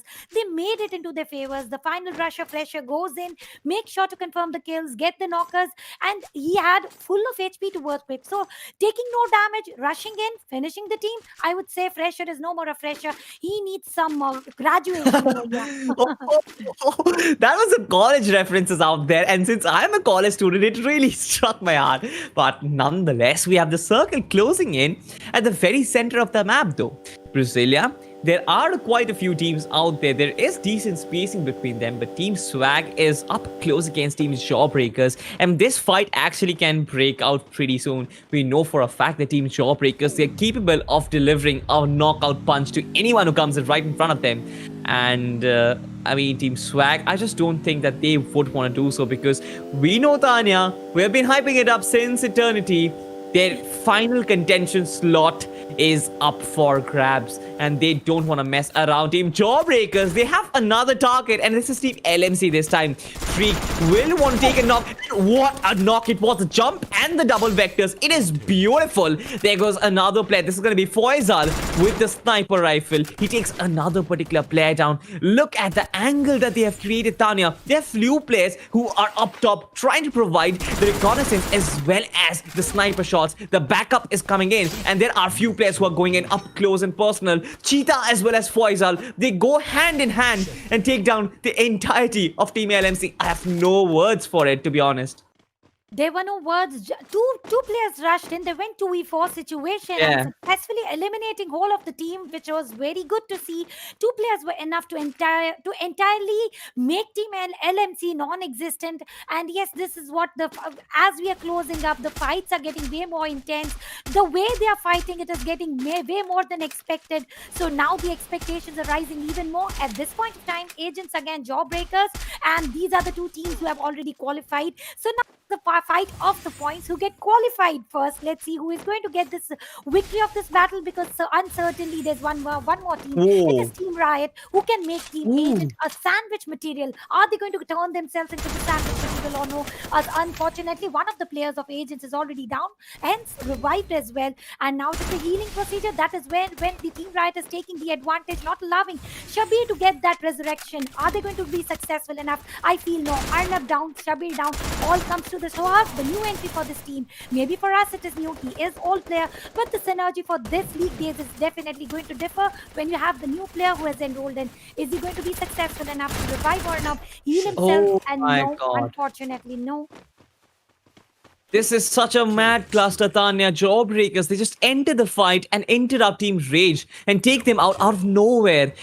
this is really bad because Team Rage, they had such a good opening against Team Agent. They could have wiped them out, but eventually it's going to be Team Jawbreakers who are so... I mean, in war, everything is fair, of course, but they're not even hesitant in interrupting the fight and taking Team Rage down. Eventually, it's gonna be Sadness. Look at that. He's gonna take the shots onto Sohag, and the body is gonna fall from the zip line. I'm not sure about you, Tanya, but that was a pretty funny moment for me. That was certainly good one, but yes, not enough to compete against the Pan moment though. But yes, it was indeed a moment where we could give a good laugh. Jawbreakers, look at the amount of kills they have taken. Salty, 13 kills already, and they still have many more to go because they still have 12 players to fight against. How many kills are they going to make? If you had to give any random number, what would we say? Because according to me, they have full potential at this point of time. All four players standing tall. I feel they can cross the bars of around 17 kills or more even, but 17 is minimum that they can cover. Yeah, my prediction will be the same as well. 17 was the number in my mind just when you said to come up with the number. But we have another 5 growing up, Team Eclipse. So this is going to be up top on the cliff. And Team Eclipse, they will try and go up close and personal. Mehdi does go in. He gets one particular player down. And eventually it's going to be the rest of the team who come in as reinforcements. Eventually Team Swag will find themselves in a very bad position. I guess one by one the players are certainly falling. Sorry9 did get a few kills for himself because Gunshot has confirmed few of the kills. Now Team Eclipse are actually the one who are on the receiving end. Sorry9 is out there. He has confirmed few kills for himself, but Jawbreakers come in and spoil the party yet again. As I said, I was casting with Mamba last time around, and I said the Jawbreakers are the real party poopers in their region, and I kind of feel like that is going to be the real truth, the absolute truth for this particular team. The grenade launches come in from Sadness. Team Swag, they're still holding on to their position. Team Jawbreakers, they have to go up close and personal to try and do anything, but eventually it's going to be Dare God with the double vector. He takes 2 players down, and now I guess it's going to be up for Cheetah to go in for a revival. He will try and confirm a kill on Gunshot. I wonder how many players are still alive for Team Swag though, because Jawbreakers, they are on top of this particular fight with all their players still remaining. 15 kills in their bag already. They're closing in on the 17 magic number that we predicted, Tanya. They might really, because only 2 more kills to do, and it is just a minute of a snap. It is just a blink for them because the way they are playing, 16 is already down. Yes, it was a blink for 1 kill, certainly. Let's see if they're going to make Sorry also get eliminated so early on, and I'm liking how they're using someone else's summon airdrop for their favor. That is what you have to do for the final circle when you're totally out of resources. So Jawbreakers are the pack of all. Maybe loots, maybe kills, maybe surviving whatsoever, but at this point in time, we could not survive any further. Still, there are 3 more players to go, so they can still go. They have reached the lucky number 17. It is how far can they go? 3 teams in the final circle and 7 players, so it is a 3v3 versus 1 situation. 1 player standing from Team Xenon. Still they did take 1 booyah, but certainly or uncertainly I don't see Team Xenon taking away this booyah, so it is going to be Ambush Esports versus Jawbreakers. But the way the Jawbreakers have picked up the gear, the format they are playing, I am afraid Ambush Esports can take this booyah anytime, any closer. Yeah. Team Jawbreakers, though, I guess the circle shift will actually stop Team Jawbreakers from pressing their foot on the gas. Sadness as well as his other teammates, they were almost on their way to take the fight against Team Ambush Esports, but eventually they were like, all right, the circle has shifted, let's focus on the circle now. But eventually this is going to be a very steep drop, Tanya, and we know for a fact that the glue walls, they're not quite as effective. If you have such a steep drop, they don't tend to attach to the ground easily, and if you actually miss the glue walls, it can either go underground or it can just slip and fall right down below in the valley itself. Even though the last remaining player from Team Xenon, that is going to be Shupan, he's still holding his ground. He has a very good position to work with because as the players are gonna come down from top, they will not really have any sort of control in their movement. This is going to be a very steep drop coming in from Ambush Esports. Shupan with the VSS will try and survive, but eventually it's going to be Godspeed with the grenade. He will take him down, and now we have the finale set up, Tanya. It's going to be Jawbreakers versus Ambush Esports, both of them trading a knock for themselves. Sadness has been taken down, and now it is a 2v2. It was a 3v3, Tanya, but eventually it becomes a 2v2. One player from Team Jawbreakers is already down. Foizel confirms the kill on Reflex, and now it comes on to Fresher. Fresher was the one who confirmed a squad wipe for his team eventually. Will he be able to do this 1v2 clutch for his team? That is going to be the question. Let's see if he's going to do or no, because if they manage to take it, it is going to be 20 kills. And Ah. yes, it is. They take 20 kills, Salty. We haven't seen that amount of kills by far in the league days. Jawbreakers winning my heart with that amount of kills, Salty. You know how I'm fascinated with kills. Booyah with the 20 kills. They've got my imaginations of, they've got my interest with 20 amount of kills. That is also possible. So now I'm not going to say 12 kills and a booyah. I might certainly say 20 kills and a booyah. Absolutely. 20 kills and a booyah. This doesn't happen every other day, but Jawbreakers, they will make sure that they do it, or rather repeat it, because, Tanya's predictions, they kind of do come, they tend to come true more often than not. So 20 kills and a booyah, this might happen yet again, but the replays are on now. And we got to see a lot of good fights, to be honest. And Jawbreakers were having a walk in the park, Tanya. The way they encountered every other fight, it was just brilliant. But this was one moment where I kind of felt that Team Riot really did not do justify their positions as well as their gameplay, because in the circumstance that they're in, they should have gone for placements, they should have gone for passive approaches, but eventually they decide to go up close and aggressive. Especially when you're a team that is not very good in terms of form, you don't really want to take those aggressive plays. But this was one fight which really impressed me, Tanya. I'm not quite sure about you, but it is going to be Sadness. It's going to be Freak and Cheetah. We know that Cheetah is one of the aggressors, one of the assaulters in the team. But Foizal, boy oh boy, he did surprise me with the amount of sniper kills that he was confirming for his team. Because I loved what he pulled off. Two players trying to stay back and hold the position on top of the cliff, and trying to provide sniper shots as well as intel to the ones who were doing the groundwork, making their hands dirty. That is one good strategy to work with. But eventually, this fight was really good. Team Swag, they got a few kills for themselves to work with, and I guess with the number of placement points as well as the kill points that they have, they will eventually qualify for the grand finals eventually. I've been raving about it time and time again, and I kind of feel that Team Swag, they finally did the job. And they did their job very beautifully. Talking about JB, I felt them shaky at this point of time, but then comes Freak. Yeah. Close walk and knock with the snipers. Xenom just got blasted away with one single grenade, and then comes 3v3 situation where Sadness made sure to get with knocker, and doing the counter fire, he gets knocked as well. Though it was not a fire, it was a grenade attack, and then comes 2v2 situation. Then opponents lose one more player, 1v2, where we did expect the player the fresher who did graduate might be able to get this clutch out, but then Jawbreakers with massive 20 kills and a booyah for themselves. I think this is the maximum kills by far any team has taken into the league days. So all in all, if we talk about this particular match, Jawbreakers successfully eliminated 5 teams, Salty. Just imagine. 5 teams, that is quite a lot, to be honest. Imagining if you eliminate 6 teams, you wipe out almost half the server, and you have 5 squad wipes now. So that is almost quite close to half of the server out there. So absolutely, Jawbreakers, they were having a walk in the park. It was like taking those fights were pretty easy for them.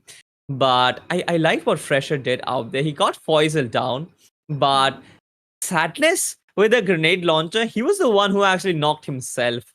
I was looking at the kill feed and I was like, wait, what happened? He eventually hit the grenade launcher right in the glue wall. It exploded and he had to shred himself apart, of course.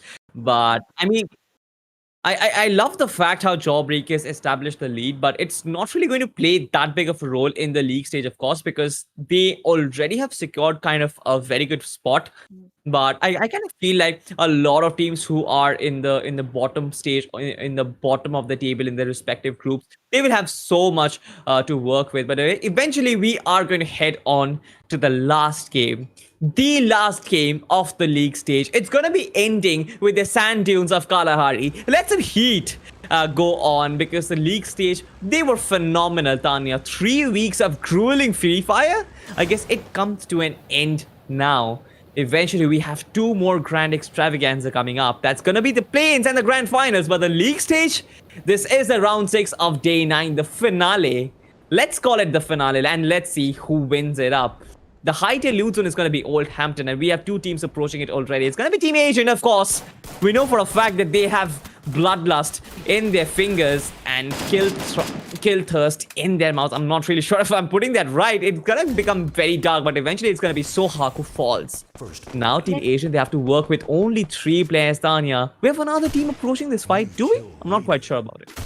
It is going to be 3v3. It is 3v4. Agents losing so Yeah. much quite too early on this time, giving his best with the sniper shot at this point of time. Sabir deploys the chrono shield, and now there's a jumping shot coming, but unfortunately did not turn in his favor. Shabir is taken down. Team Rage, though, they are getting very ragey for the final match, and now they have come to a situation that Agents are left with only 2 players. So now with 2v3, Old Hampton is the location. No good loots, no good healings at all, and yes, not even a good weapons. This is what happens when you go for the highest resource zone, and somewhere around, I think Sabir might also get wiped off, and Arnab takes him down, and Agents getting eliminated quite too early on. They're the first one to get eliminated, followed by B26 Mystics. The paces are uncountable. Jawbreakers once again eliminated the whole squad, and they are giving some funny, some familiar emotes, and yes, they are allowed to do. They did eliminate one of the teams, and to be honest, 2 minutes down, 2 teams are already eliminated. 2 minutes down, 2 teams eliminated. Teams are actually going pretty aggressive in Kalahari, being the last match of the league stage. They're allowed to do it because as long as you qualify for the finals, anything is accepted but Fearless. So he gets one onto Alamin. Team Xenon, they're actually caught out in a very open spot on top of the skeleton. And now Team Ambush Esports, they can actually launch a counter-offensive, because if a flank comes into play, I guess it is going to be very fruitful. But Fearless is alone in this location. I can't really see any other player on the mini-map at the moment, of course. Team Xenon, though, they have all their 4 players out there. So definitely they can actually overwhelm him with numbers. But I wonder where the other players from Team Ambush Esports are. There you go. There you go. They are on the run, leaving Fearless behind. So certainly Fearless, the job is quite a bit difficult for him, because he needs to move out of that location as quickly as he can and regroup with his teammates. Eventually, if he tries to move out of this cover, he might get taken down by Xenon. So he's just trying to wait it out. But eventually, we have another fight building up. Thornmoy, he is so out in the open as well as so alone at this point. Team One Man might just overwhelm him with numbers, as I always say. Thornmoy has the SMG to work with. He gets one, but eventually will get traded down. There is nothing the Team ECL can do to save him. Let's see. Losing one player, what is their approach going to be? Are they going to take a fallback for the last match for the day? But no, ECL is definitely going for the Russian. And now there's so much damage already dealt by Kunok. I think he barely survives, and he could not. He falls down on his knees, and now it is Romjan who wants to confirm the kill. And yes, they do. This is the first frag for Team ECL. Against them, it is Ambush Esports once again. Let's see how Ambush Esports is going to perform over here, because we know when they get into the rush circle, they don't want to let it loose. And now once again, fighting shots are in Team One Man. This time against the fight is against Team One Man. My bad. I felt it was it was some other team, though. 3 players still surviving with 1 kill at this point of time. Very scattered, not so very scattered. It is One Man who is out for the flank for the scout. He is going to give the perfect information that their team requires. And now Mehdi gets down, and 2. Now they're down to 2 players to play with. Let's see how are they going to play. Now the situation which was once favoring ECL now is into the favor of Team One Man. Yeah, I mean, Team ECL, they got the first, Tolma was the first player who actually went down. They had the option to actually fall back, but eventually they didn't really do so. Romjan out in the open, trying to take shot, that is not the ideal way to do so. These are some of the mistakes I guess these teams would like to improve, because there is no elimination, Tanya, as Mamba talked about it. When these teams battle it out in the play-ins, there is no room for improvement. You don't really have a second chance once you go into the play-ins. You have to be at your very best if you want to qualify. And I guess if you really want to qualify, if you're that desperate, then I guess improving these aspects of your gameplay and not making such errors is going to be the way to go. But eventually, it's going to be Team LMC. One player from them goes down. It's going to be Shuvo. And now, Extreme as well as others, they're going to be regrouping themselves. Mola confirms the kill for himself. And now, evening things up. It is a 3v3 up front. The fight definitely is in the favor of Team One Man because they already know what Team LMC is. But Skyshoot comes in from behind. He can actually add a different flavor to the story. Extreme going up top on the roof. Also trying to provide some sort of reconnaissance as well as some sort of aerial advantage to Team LMC. Who's going to come out on top? That's going to be the question. Kiddo is going to be the one who comes in on top. Two parties trading bullets. Not really confirming kill as of now, but Extreme goes in up close and personal. It's going to be Sparking who takes on Kiddo and will probably confirm the kill. The rest of Team One Man, they try and jump in to save him, but Team LMC wisely falling behind. It's going to be Extreme with the shotgun right behind the players of Team One Man. Mola is still surviving. Skyshoot is not even in the scene. Extreme, he is going to hold his position as of now.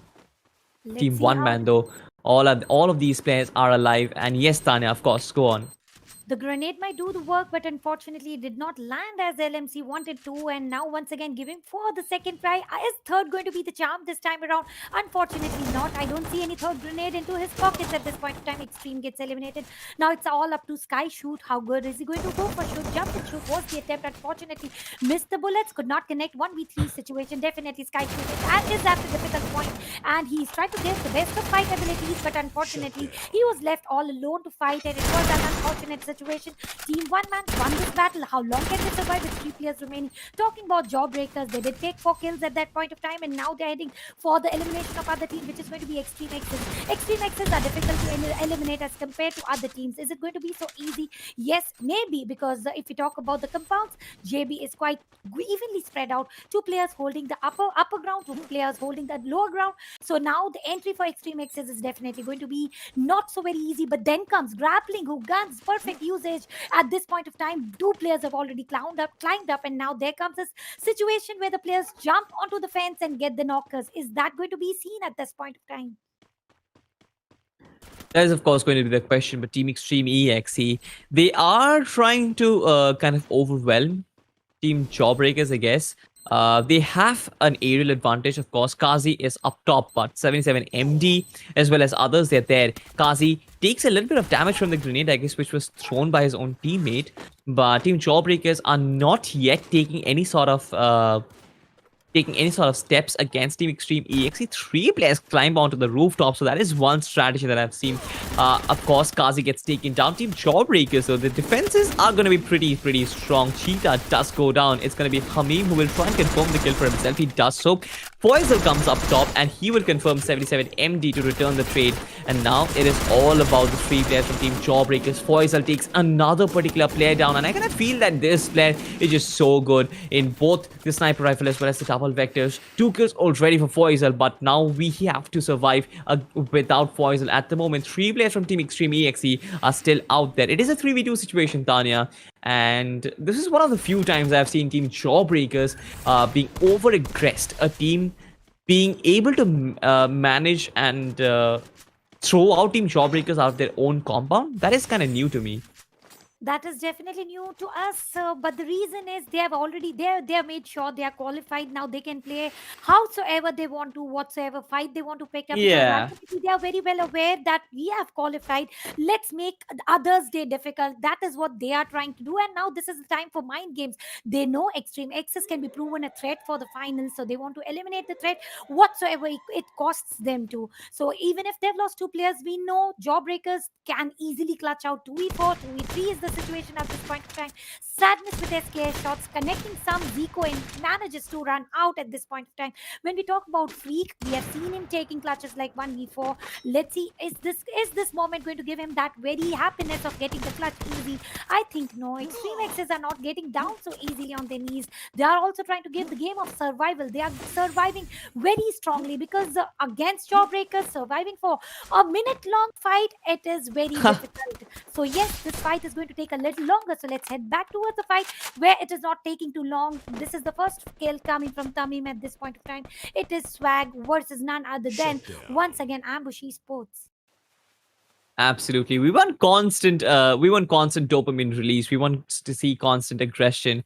And that is what we are seeing in Refinery right now. The UAV, it's going to reveal a lot of positions, but Team Swag, they have a good stronghold onto Refinery. I guess Gunshot is going up top, but we have a lot of teams around. Jawbreakers, by the way, taking down Team Extreme, EXE.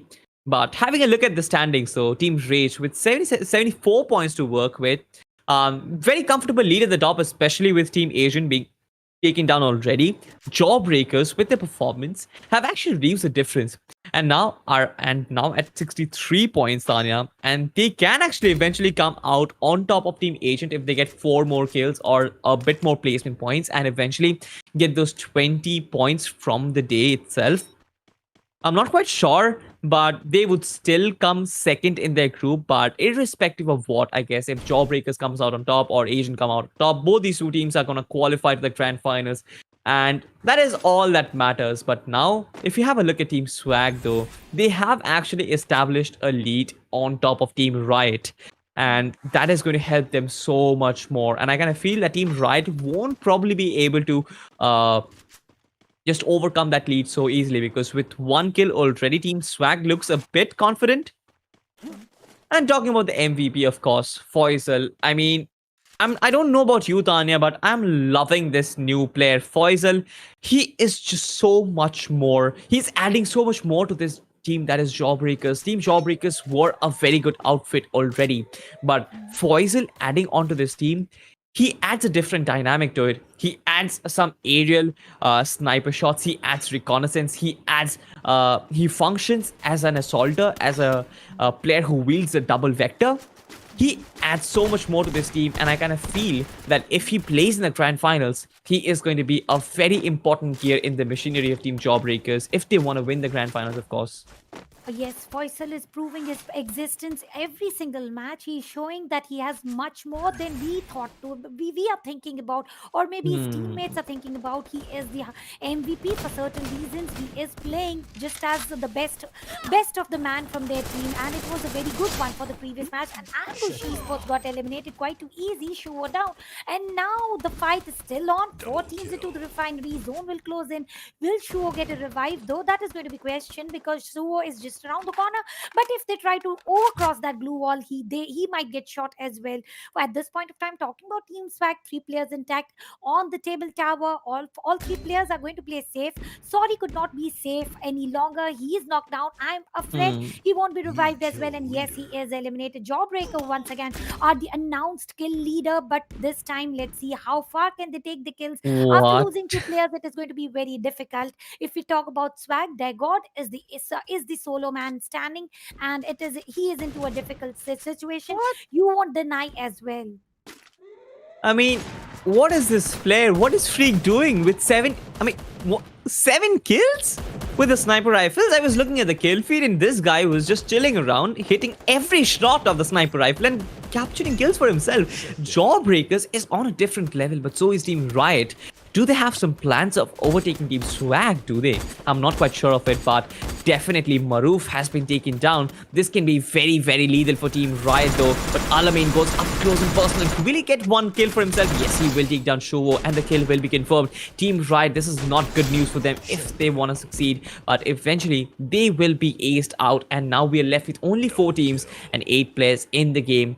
I guess Team Swag, they are still surviving with at least, I guess, 1 particular player, but eventually the placement points is going to be the difference between Team Swag and Team Riot. It is going to stay, and I don't really think that Riot will be able to overcome. Their god is still holding on for his team, but look at this player. Freak is an absolute freak of nature. I don't really know, but he certainly is proving his worth right now with those sniper shots, because I know for a fact that Sadness as well as Foisal are generally the ones who wield the snipers, but Freak, especially when he has a bolt action in hand, he can do so much more. Yeah, definitely. They can do so much more. We have seen them pushing their limits. Every time they are giving some astonished performance where we have to praise them over and over again. Maybe this time around, it is going to be 2v4 situation where Zone is also not into their favors. Let's see how our team Xenon going to reciprocate, because at this time around, if I had to predict, all plus goes to Team Xenon. May you talk about the members, may you talk about the circle, but uncertainly I see one more team taking an entry, which is Team Rage. If Team Rage fights and lessen the numbers of Team Xenon, Jawbreakers still stand a chance to take this booyah, but then Blue Zone as a killer point at this point in time, taking some early rushes. Sadness has been spotted and they want to eliminate Sadness as early as possible. Chupon with the best of SVD skills. He's trying to get the knocker confirmed. Fortunately, at this point of time, Jawbreakers still survived as the duos, though. Team Xenon with a total of 4 kills. The fight, Team Swag got eliminated. Still, Team Rage is surviving. Now we are short to 7 players. 4v2v1. So certainly or uncertainly, Team Rage doesn't stand a chance at this point of time. So it is going to be 4v2 situation. If we discuss, Anonto has spotted Sadness. Sadness is using Wow. the guns, rushing it out. But then, unfortunately, there was one player who was Chupin holding up, standing tall, confirms the elimination. Now we are down to 3 teams. I mean, Freak with 8 kills. This guy was just toying around with his opposition, to be honest. But Team Rage, though, this is going to be Godwin. He has 4 kills already. He will get another one for himself. And now it is just a 1v2. But eventually, it's going to be the grenade launcher that will bring him his end. But Team Xenon, they get a second booyah for themselves for the day. Eventually, this team will not qualify. I'm not quite sure if they're going to qualify. I don't really think so they will. But I guess this team has improved in such a manner. They will prove to be such a big threat in the play-ins, especially for the teams who are not qualifying. Yeah, they are. They will be a biggest threat for planes. If just in case if they don't qualify. Talking about Jawbreakers, once again, good amount of kills. Salty every time, even if they die early on, even if they don't get the booyah, that's all good to them, because we certainly have 10, 12 kills. What else do you want? 12 kills is equal to 1 booyah point. So they are getting to top 3 and then getting 12 kills, sometimes 8 kills also. Though we will not go with the extreme extreme points. So yes, Jawbreakers are definitely doing it very, very, very well. Absolutely. We'll have a look at the highlights, though, because that is where the entirety of this match is going to come right in front of us. The moment where Team Agent, they got their position or they got their placement confirmed in the grand finals, I knew for sure that the team discussion was all about, hey man, let's just chill out, let's just have some fun. And I guess they did so. They did go in for the high tier loot zone for fun. Generally, Team Agent, they kind of mix things up. They tend to play a bit passive, because the start of the day for Team Agent was actually passive. They played calm and composed. But as the day progressed and they got a few good performances which ensured their position at the top of the points table, they just thought, all right, let's just step out and let's just have some fun. But eventually we got to see a lot of good fights, and this was one of them, Tanya. LMC against Team One Man. This fight dragged on for quite some time in Extreme. Not connecting the shot was kind of weird to me, but eventually this fight, it did come to an end where Team LMC, they were taken down. Yeah, we did see LMC was taken down, and 2 teams got eliminated within 2 minutes, and within 8 minutes Yeah. there were a total of 4 teams getting eliminated, because it was a quite quick fight. They just went, let's go, rush it in, eliminate as much teams as possible. We'll not wait for the final circle to come, and being the final match, everybody wanted to go as aggressive as possible, and this is where the aggression did not end up in their favor. They lost Faisal in this fight, which was a very big loss. If Faisal was alive, this booyah was definitely into the bag, would have been into the bags of Jawbreakers. But let's not discuss about ifs and buts. If definitely we had to discuss, let's discuss the booyah baggers. Xenon, they did initiate fight below the table bridge, took 2 kills, and then ultimately they did manage to save all 4 players. This was the biggest advantage, Salty, because when Sadness tried to climb up, there was one player Yeah. already with a Hawkeye view. He did went for the shot and knock where Sadness was lost, and this is the exact moment which I was talking about. Sadness getting one knock, Anonto was stepped down. He did try to race out, but then it was Shupan who made Sadness's climbing up difficult. Then we raced out into the top 3 situation. Jawbreakers Freak was eliminated. Then top 2, we knew that the Team Rage had only 1 player surviving. He gave a good fight. Shupan was knocked down. Somewhere I realized that he might go for the other kills, and then it was Grenade or Launcher who ended the final frag for the day, for the league day. Indeed, it was Grenade Launcher who ended the fight. Yeah, the story for the grenade launchers have been kind of weird, to be honest, because they're supposed to be damaging your opposition. But we have seen a lot of comical incidents, Tanya. Players destroying themselves. We have seen players even destroy their own teams with the grenade launchers, and that's just insane. But eventually, we had a lot of cool fights, to be honest. This entire tournament was really good. But eventually, the league stage will come to an end. The matches did come to an end, of course. We will head out to a very small break, of course. But when we return back, we will analyze all the teams that are qualifying to the grand finals. We'll see the stats and we'll see everything else that relates. It's me again, Kelly! Huge thanks to all of you for the warm support to Free Fire Esports in the past years. I know all of us can't wait to find out what's next for Free Fire Esports in 2021. So today, I am very excited to share with you what we've achieved so far and what we are planning for this year. Let's start with our biggest esports event in 2020, the Free Fire Continental Series. By the way, I hope you still remember my terrific performance at the opening ceremony. We broke records with the Asia Series, where 2.5 million of you tuned in to us live. The America Series also had a peak of over 1.7 million live viewers. Meanwhile, the EMEA Series also drew in nearly 300,000 live viewers, creating new viewership records for us in the CIS and Middle East regions.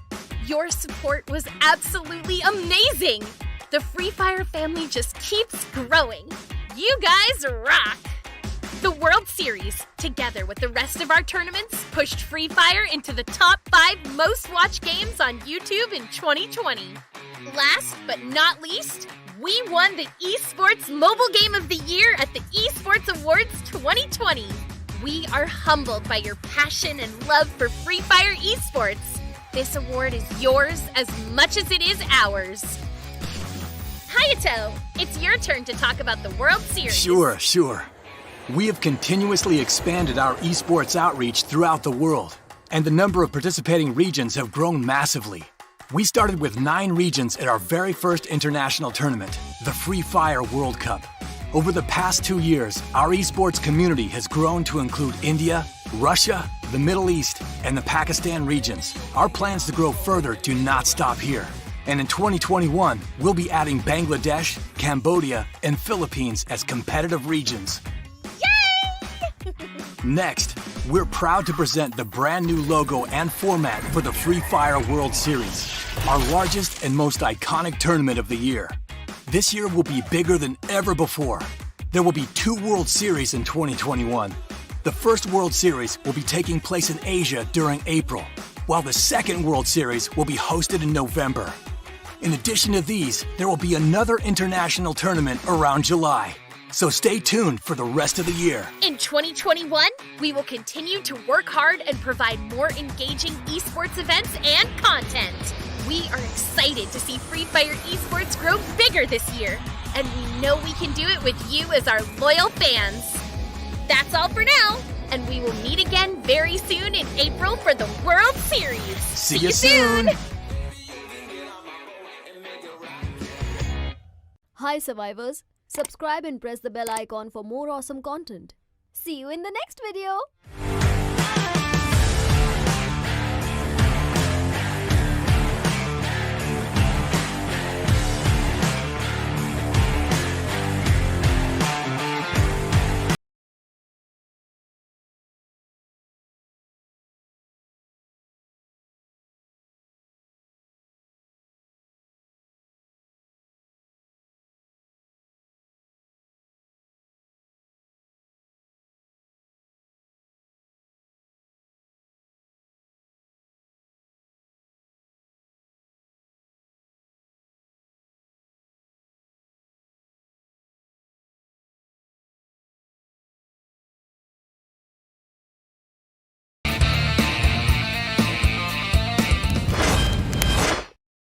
Oh, we are once again back with a very short break. It was a day of roller coaster for sure. 20 kills, mind you, jawbreakers taking away such humongous amount of kills, never seen by far in the history in such humongous tournaments. So a very fair play, not very fair. It was a very beautiful play, wonderful play coming from jawbreakers. So it was a very good day for them. And Salty, I'm going to stick to one thing. I'm not going to say try to predict who is going to win. Let the butterflies be in stomach. Let the bubbles build up. We'll discuss once it is on the screen. What's your call on this? I mean, my math I'm not quite sure of it, but let's say Infinity and Electro from Group A, they've already qualified. We know about it.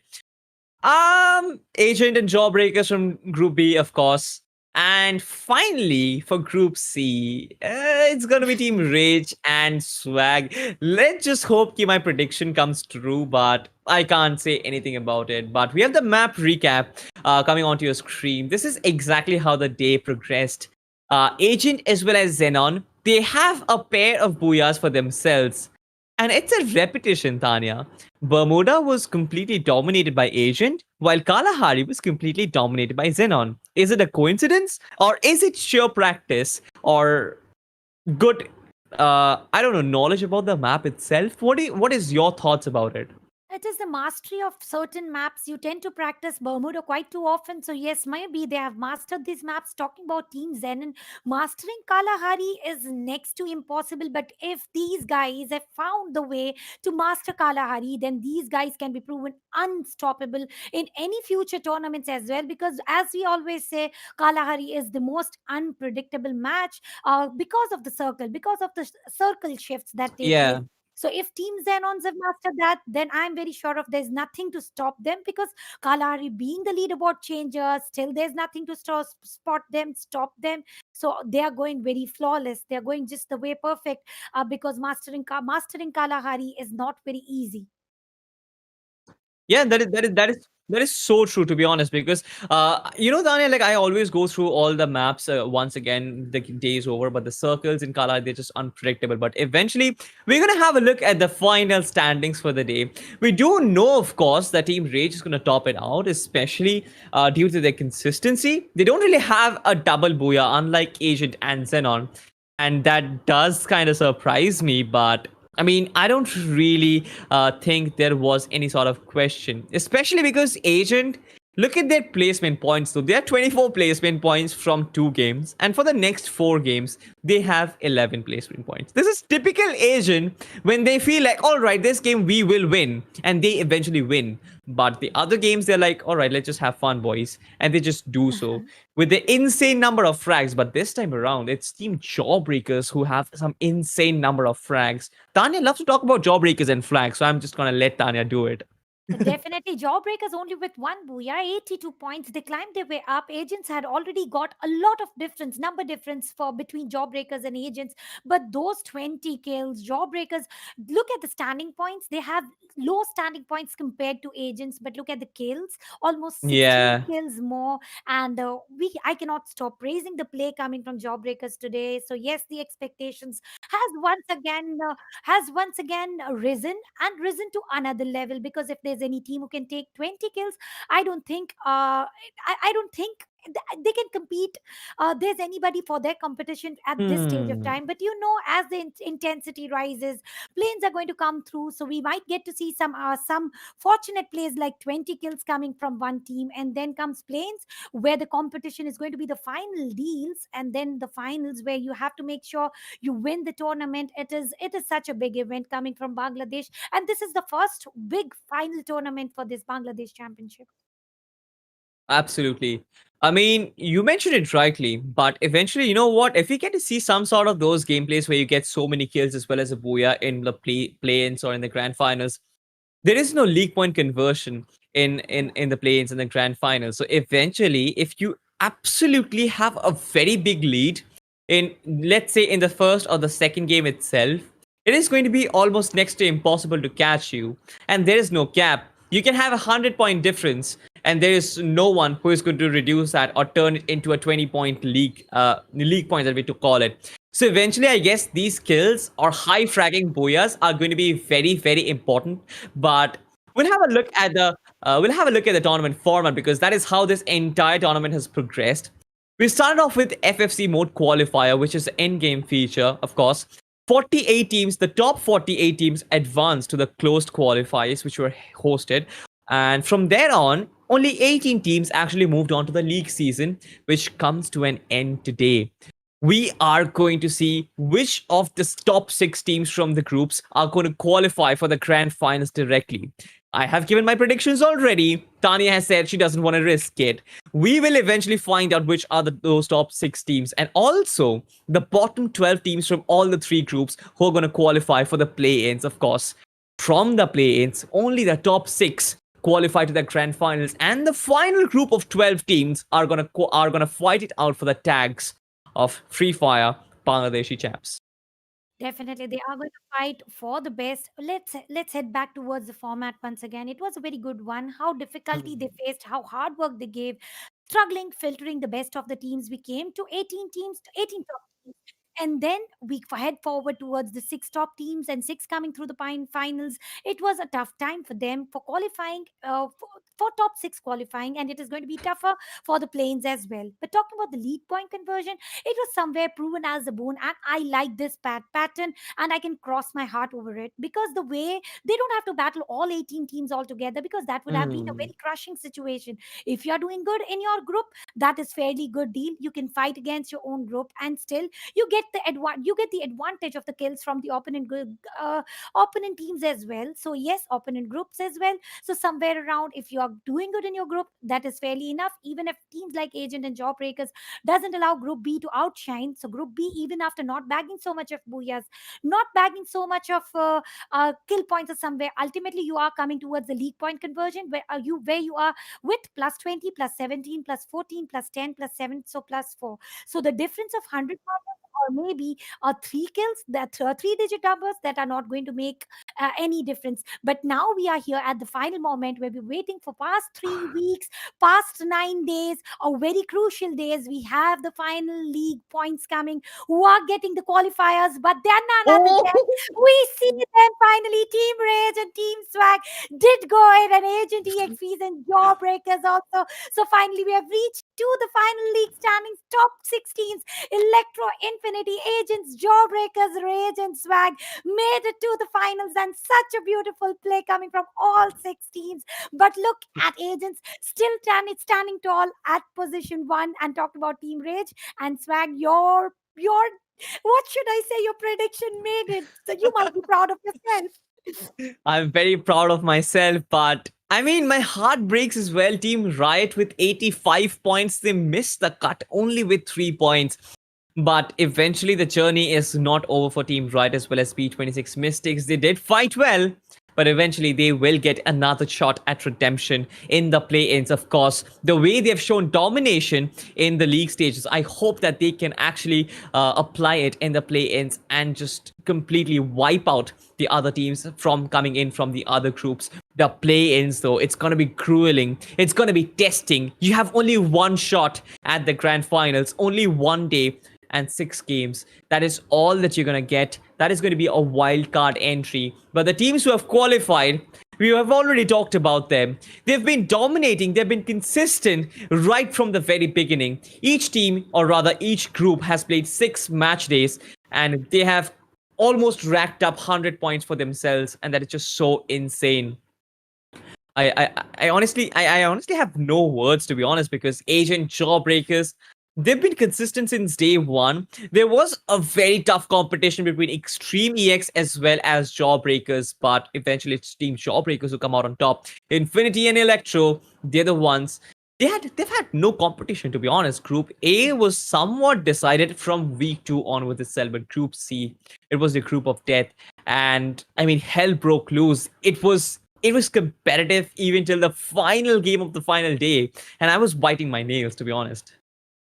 These top 6 teams can take a rest until the finals, but the real struggle is for the remaining teams, the remaining 12 teams. How are they going to perform? Because if we talk about Group A, we know the remaining teams can also outshine themselves. They still have a chance. But yes, we know that Group B is definitely going to give a very tough time for the easy qualification. Yeah. And if we talk about Group C, certainly there are some teams who can. Certainly, we already know that even if they give their best, there's no margin that can. Okay, we are out of the league point system. I totally forgot. So yes, now they are onto certain situation. We can definitely go. So now it's the time we are going to see who are going to go for the planes. I always say this grind is way tougher than the league days. So we are going to get the top 12 after, yes, the remaining 12 teams are going to go for the Yeah. planes, and they're going to come right in front of a screen. So yes, they are going to be GB2L Esports, Mask Boys, Team Cyanide, Team XB, Riot, and Team LMC, Ambush Esports, Extreme X's, Team One Man, Team Zenon, Team Eclipse, and B26 Mystics. So somewhere around Salty, let's go for the prediction right here, right now. I pick Team Cyanide Ooh. qualifying already, Team Mhm. Xenon, and maybe Ambush Esports, or I'm confused. Ambush Esports have it within them. Team Riot also has it. So Team Cyanide, I'm very sure of they are going to qualify. Is there any certain prediction that you can make that yes, they do have a chance to get an easy entry? Team Cyanide has improved by such a huge margin during the course of the tournament. I'm certain that this team is going to make a name for themselves in the play-ins when they go against the other groups. But eventually, my prediction is going to be Team Riot, Team B26 Mystics, Team Cyanide, GB2L Esports, Extreme EXE, of course, and someone between One Man or Xenon. I kind of feel that it's going to be Xenon for a matter of fact that their form has been better since week 2 onwards. But Team One Man, they have been sketchy since the first day of the tournament. They've had ups in their games, but they've had downs way more often. And that is something which they would have to work on. I said that there is no room for error in the play-ins. You have to be very, very sharp in your plays, and that is exactly what these teams need to work on. Yeah, definitely. And I'm very sure they are going to use, because now certainly it is not, they are going to get a small bit of gap where they can grind even more, they can practice Yeah. even more, because it is not a small amount. We know this is the biggest tournament by far. So they are going to give the best of the possible ways to qualify very easily, to have a chance at least being in top five is equal to winning some share, some line share. And yes, they are going to be successful enough, because talking about top six teams, we top four, to be honest, group A and B already had the easy entry. They were tough, they were tough to compete, and we cannot deny it, neither you nor me or now nobody else. It was all group C who had the deciding factor left, who is going to pass through. And it was good, it was a good ending for top two teams from group C. They are qualifying very easily for the finals, but now the real struggle, real trouble is all on for the planes. Absolutely. I remember saying that in the starting of the tournament, Group B was much more threatening than Group A and C because they were dominating almost every other group. And even though we have like the league point system, which gives equal rewards, even if you rank like at first or second or at sixth or third, sixth and seventh, depending on where you actually lie as compared to your own, as compared to the teams from your own group. That is the reason why I kind of felt that the fight was quite even in Group C. But in Group B, though, I guess these teams really have what actually makes it count. But eventually, we'll talk about the play-ins later on when the day comes in. Right now, it's time for celebration. It's time for the teams for whom they have a direct entry to the grand finals. Like, let's have a look at them. They are none other than top six grand finals team: Team Electro, Team Infinity, Agent EXPs, the Jawbreakers, Team Rage, and Team Swag. So these six teams have got an easy entry for the grand finals, and the question marks that you are seeing, those are going to be filtered during the planes.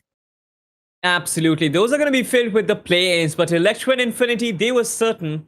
Their position in the grand finals was fixed yesterday itself, but Agent and Jawbreakers, they had to grind it out today. Even though they had no competition whatsoever, but these two teams, they've been at each other's throats, to be honest. And in the grand finals, I guess the war is going to start. Team Rage and Team Swag. Team Swag, for a fact, they had to work really hard to get this slot in the grand finals, Tanya. It was hanging by the skin of their teeth, but they eventually made it count. But Rage, what a performance coming in from them today. And I guess they made it count. I really didn't think that Team Rage was going to make it because Team B26 Mystics, if I remember correctly, were at the very top of Group C starting the day's play, but eventually they got at the bottom position. I guess they came in fourth at the end of the group stage. So eventually, not a very good day for B26 Mystics. It was a completely disaster of a day for them, but eventually they have another chance to make amends. They can actually do it in the play-ins, but for the teams who are in the grand finals, they will have a lot more grinding to do because the battle just starts now. Eventually, we'll have the socials coming up because if you want more information as well as updates about Free Fire Bangladesh Championship and other tournaments in general, you'll get them in the socials down below. Free Fire Bangladesh Official is going to be your destination in Facebook, YouTube, Twitter, as well as Instagram and TikTok. You can head there and give us a follow because that is where you're going to get all the information right at your phones at the very earliest. You can know everything what is about to happen, what has already happened. So who doesn't want to get the information for the game you love? And we know how passionate the viewers are about Free Fire joining us in. It is pleasure having you as the viewers as well. So make sure you follow the social media because certainly I and Salty are. So sometimes we also want to know even before the management tells us. Sometimes it is Instagram that gives us some info that we want to know. So yes, social medias are going to be very helpful to get updated as early as possible. Absolutely. But talking about our tradition of giving back to the audience, I say this every other day. We have the redeem code coming in for you guys. And the redeem code is going to give you free skins. And who doesn't want free skins, to be honest? The redeem code is on your screen. Take a screenshot because that is what you'll need. Go to reward.ff.garena.com and use this particular code to gain some free skins for yourself because who knows? With the skin, you might become a better player, but I don't really think so. I guess you have to work hard for it. But nonetheless, this code only lasts till midnight today. So you will have to go quicken yourself up. You have to rotate quickly from the stream to the website where you can actually apply the redeem code. Yeah, because I'm very sure of the moment I say bye bye, I'm going to rush to this website, get myself a free skin, and this is a token of love. Yes, I say this every single time, but yes, it is a token of love for you because you spend a lot of time with us to watch your favorite players, to watch your favorite game, and you listen us storytellers very nicely. So yes, you deserve this love coming from Garena. Absolutely. And I guess we have had a roller coaster ride, Tanya. Like, what do you think? The entirety of the league stage has been so beautiful, but eventually everything has an end, and the league stage does come to an end as well. We'll meet you on the day of the play-ins as well as on the grand finals. Till then, guys, stay tuned and watch more of Free Fire. We'll sign out right now. This is me, Salty, and me, Tanya. I mean, alongside me, I have Tanya, of course, but we'll come back next time around. See ya. See ya. Bye.